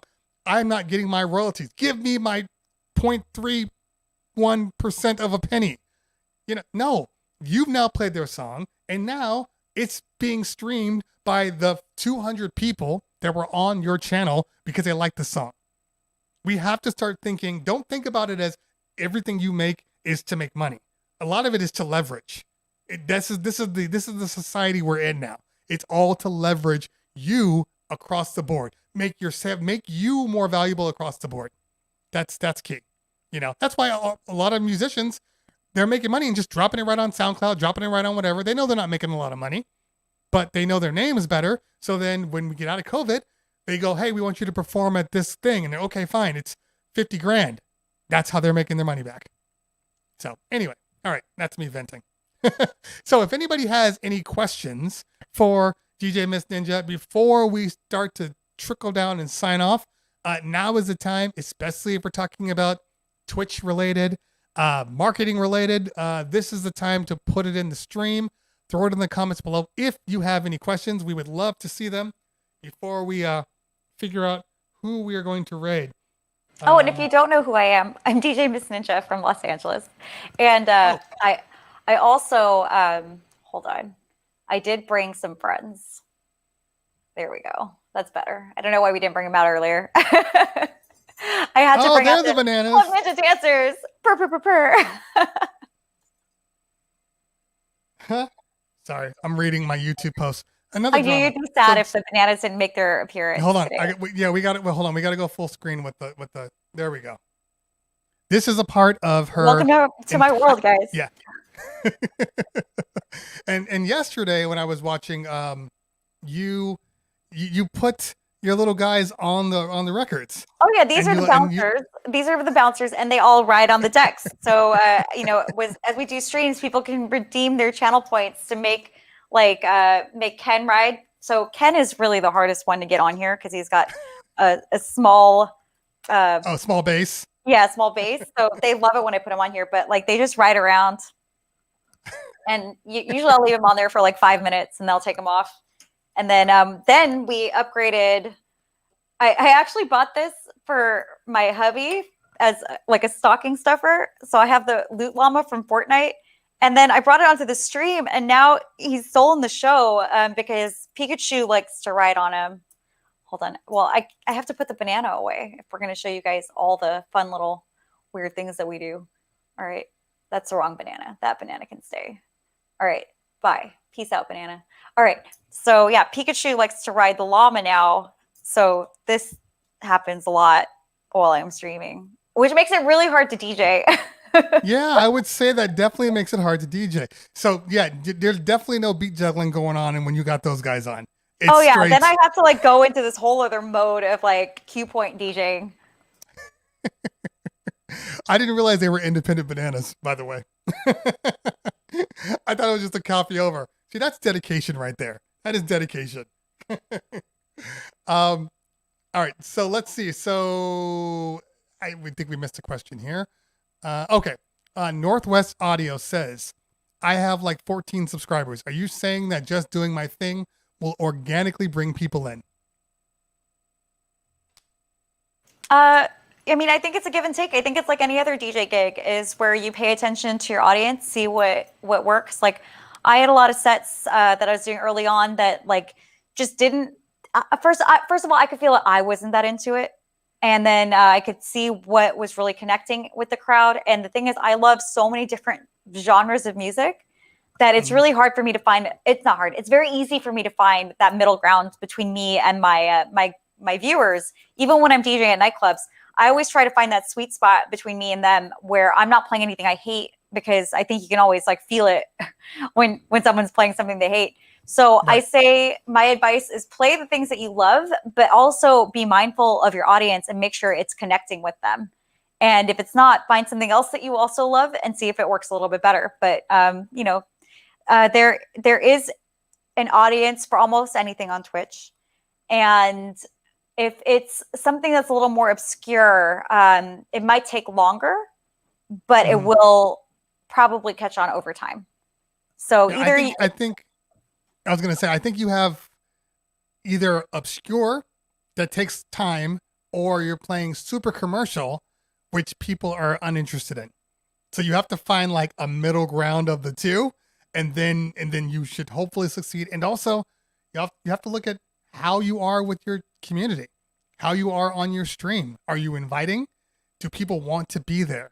You know, are you looking at your chat and you're seeing people are actually commenting and communicating? And are you guys watching your streams back? Because when I started on Twitch, I don't do it so much anymore, but I was watching my streams back after every set to see if it's something that I would like to sit through. If you're watching your own stream back and you're like, I don't want to watch this, most people probably aren't going to want to watch it either. So you should develop a stream that, like, if you watch the playback, you still even enjoy it. There you go. Yeah, I think that's key. And again, it's being critical. It's just being critical of yourself, thinking about what's best for you, but also what's best for the community, and it should all work out. And look, streaming isn't for everyone. I do want to point that out, because a lot of people think that if they just stream, the numbers will come. I feel like I'm the only person that says that, and I feel like such a meanie when I say it. But streaming is not for everyone. You're the only other person I've had say that, and it feels really good because I feel like I've been a jerk, the few times I have said it. It's you know why? Because a lot of people don't want to hurt anybody else's feelings. But the fact is that not everybody is a born streamer. Not everybody is born at a lot of things, And look, But that doesn't mean that you can't adjust and grow. Yeah, correct. Because I was going to say this. I have seen people that have, for me, like for instance, for YouTube, and I'm like, damn, they are so just engaging on their stream. Like, it makes me want to just keep watching this video.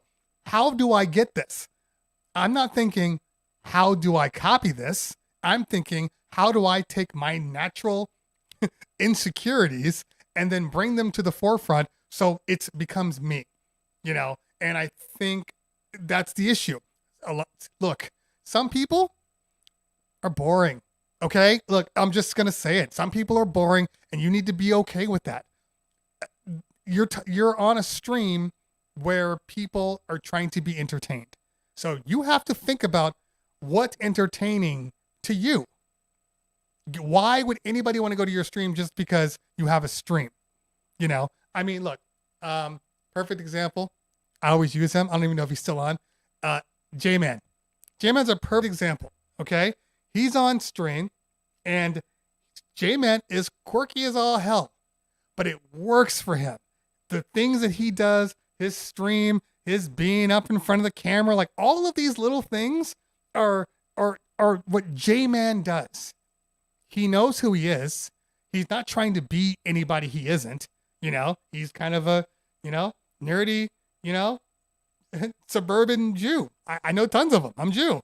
I have cousins that are just like him, and it's like, but he's not trying to be something he isn't. He's just who he is. And that's why people watch him. When he twerks on his bed, I don't know anybody else that's twerking on their bed. But it works for him. So, hey, if you're comfortable with it, look, do you. The most important thing I've found is that when people are tuning in, they want to have fun.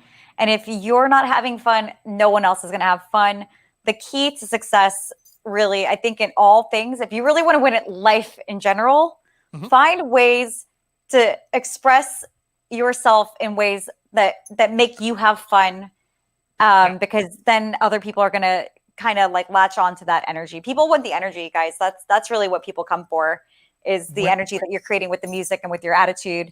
So again, if you're not having fun, it's not going to be a secret. You might think that you're getting through your stream and, you're putting on an act, but people can feel it.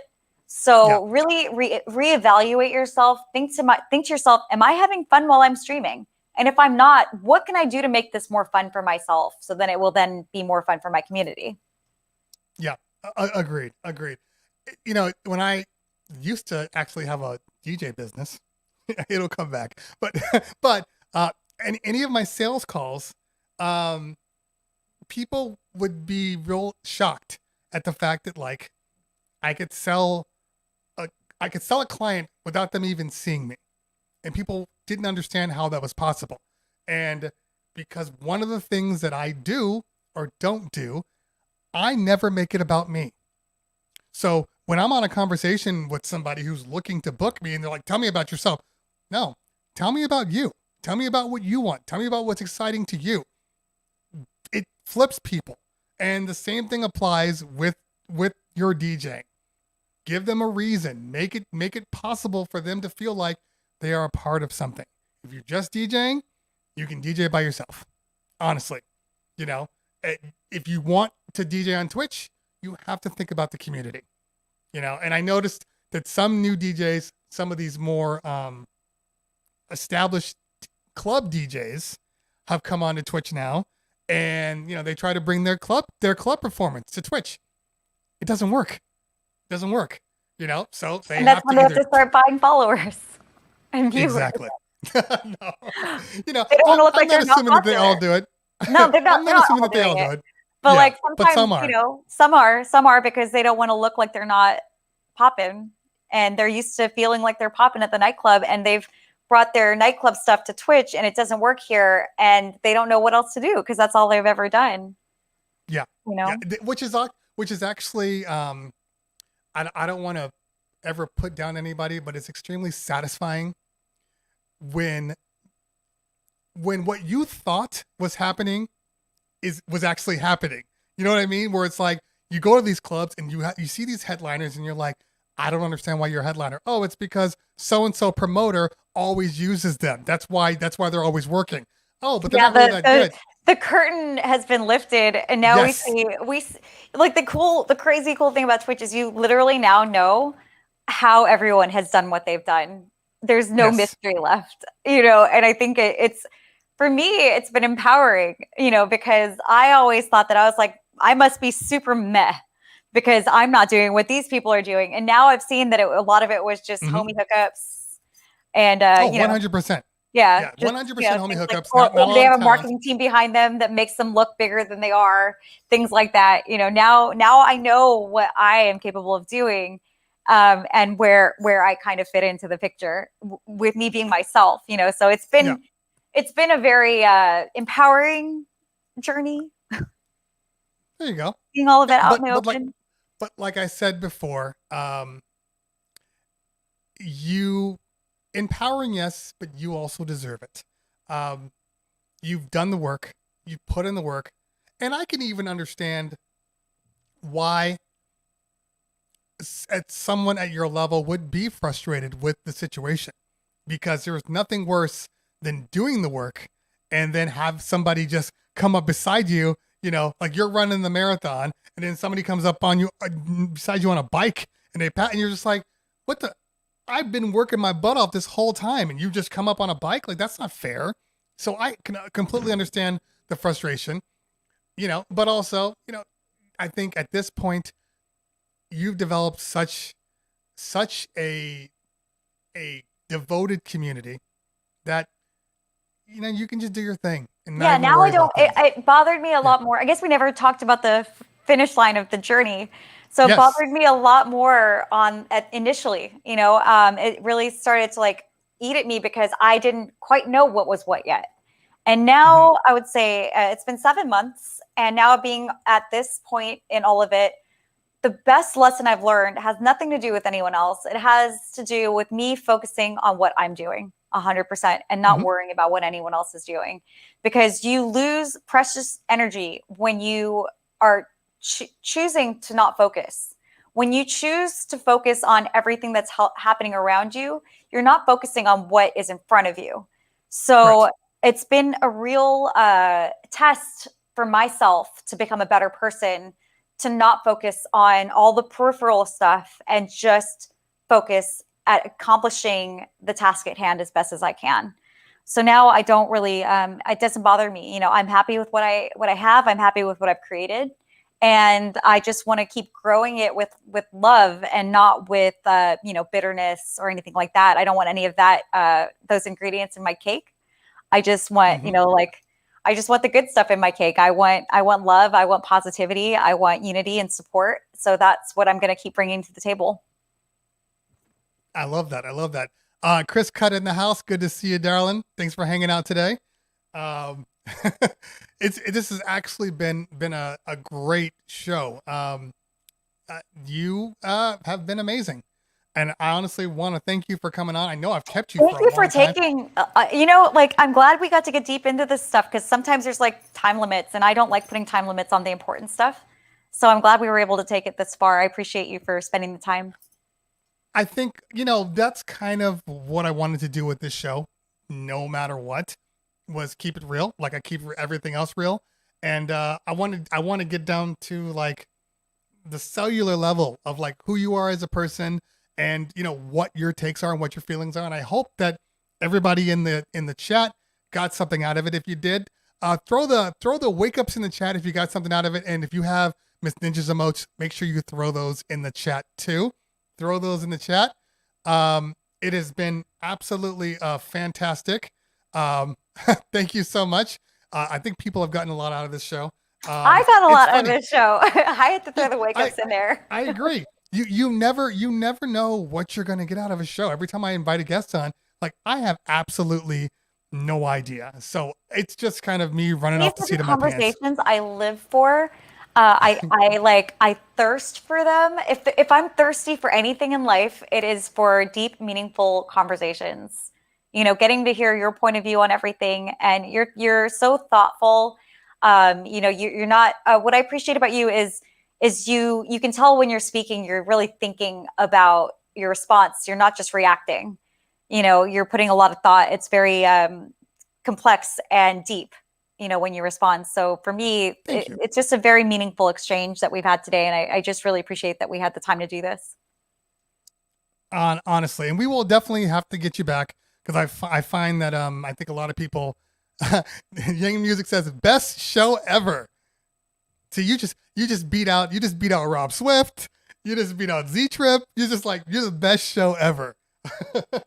I just love the community so much too. Like, when I'm DJing, when I'm doing my show, my attention is kind of split, and I didn't get to talk to the chat today a lot, but we will talk tonight during 80s night. Mm-hmm. Obviously, that's why I didn't focus on the chat so much right now. But I want to give as much of whatever I can to you guys, and that's why I think it's important to talk about these meaningful things. I think it makes us all better people when we talk about these things. So, ultimately, I'm not here just to play music for everyone. I'm here to make sure that we're all living a mindful, joyous life. I want to be a part of that for everyone, for you guys, because that's what you guys have given to me. That's what you've given to Terry. Like we've found a lot of joy in this crazy experience of 2020 and beyond because of you guys. So for me, getting to spend time with you in any way possible is just, it's a gift. I like to share whatever I can in any way, whether it's music or ideas or experiences, whatever it is. Like we're all in this together, and I appreciate any time in any form that I get to spend with all of you guys. I think that was said perfectly. Thank you. We have to figure out who we are going to raid right now. And I am looking at, let's see here. We got Flipside.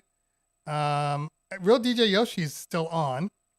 Can somebody go into his chat and find out how long Real DJ Yoshi's still going to be on? Since we've been on longer than I anticipated. The Baker Boys. Remember the Baker Boys? They're actually on Twitch now. I actually owe Flipside a raid. Okay, we can raid Flipside. That's fine. He raided me recently, and he's usually on before me, and I never get to raid him. So Flipside has a really, really cool show. He's got his normal Flipside at 5, but also he does a basically it's a music battle between him and Caution is Heavy. So they'll do like Beyonce versus, Rihanna or something like that. And they'll go back and forth. It is a super, super fun show. It's always fun, like legitimately fun. Yeah, he's doing the battle with Heavy tonight. So let's do Flipside, and we'll do it on behalf. Flipside and Heavy. I love it. Yeah. So we'll do it on behalf of It'll be a twofer. There you go. But the question is,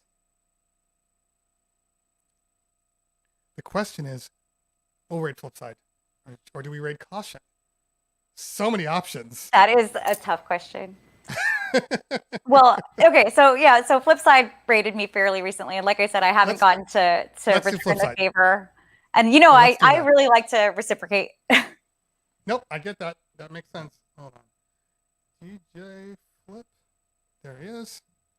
We'll start this raid up. And everybody, pro tip, when you're doing a raid, make sure it's on your phone. Make sure you're actually on your stream before you initiate the raid.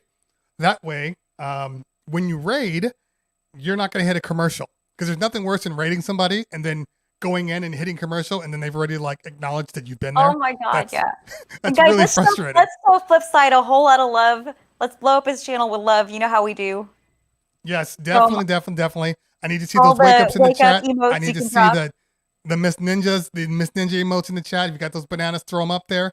We will be back online tomorrow, 9:30 Pacific Standard Time. We are hitting up Tweak Music Tips. DJ Kobo will be on the show. 7 p.m. tonight for 80s night. Sorry, before the raid. 80s night. No, you're right. 70s night with DJ Miss Ninja. 80s night. You can 80s night. Thank you. I'm looking at 70. I don't know why. 80s night with DJ Miss Ninja. It should be a grand old time. Make sure you are hanging out for that, and we will see you. We'll see you guys tomorrow. Enjoy. Peace out. Start the raid. And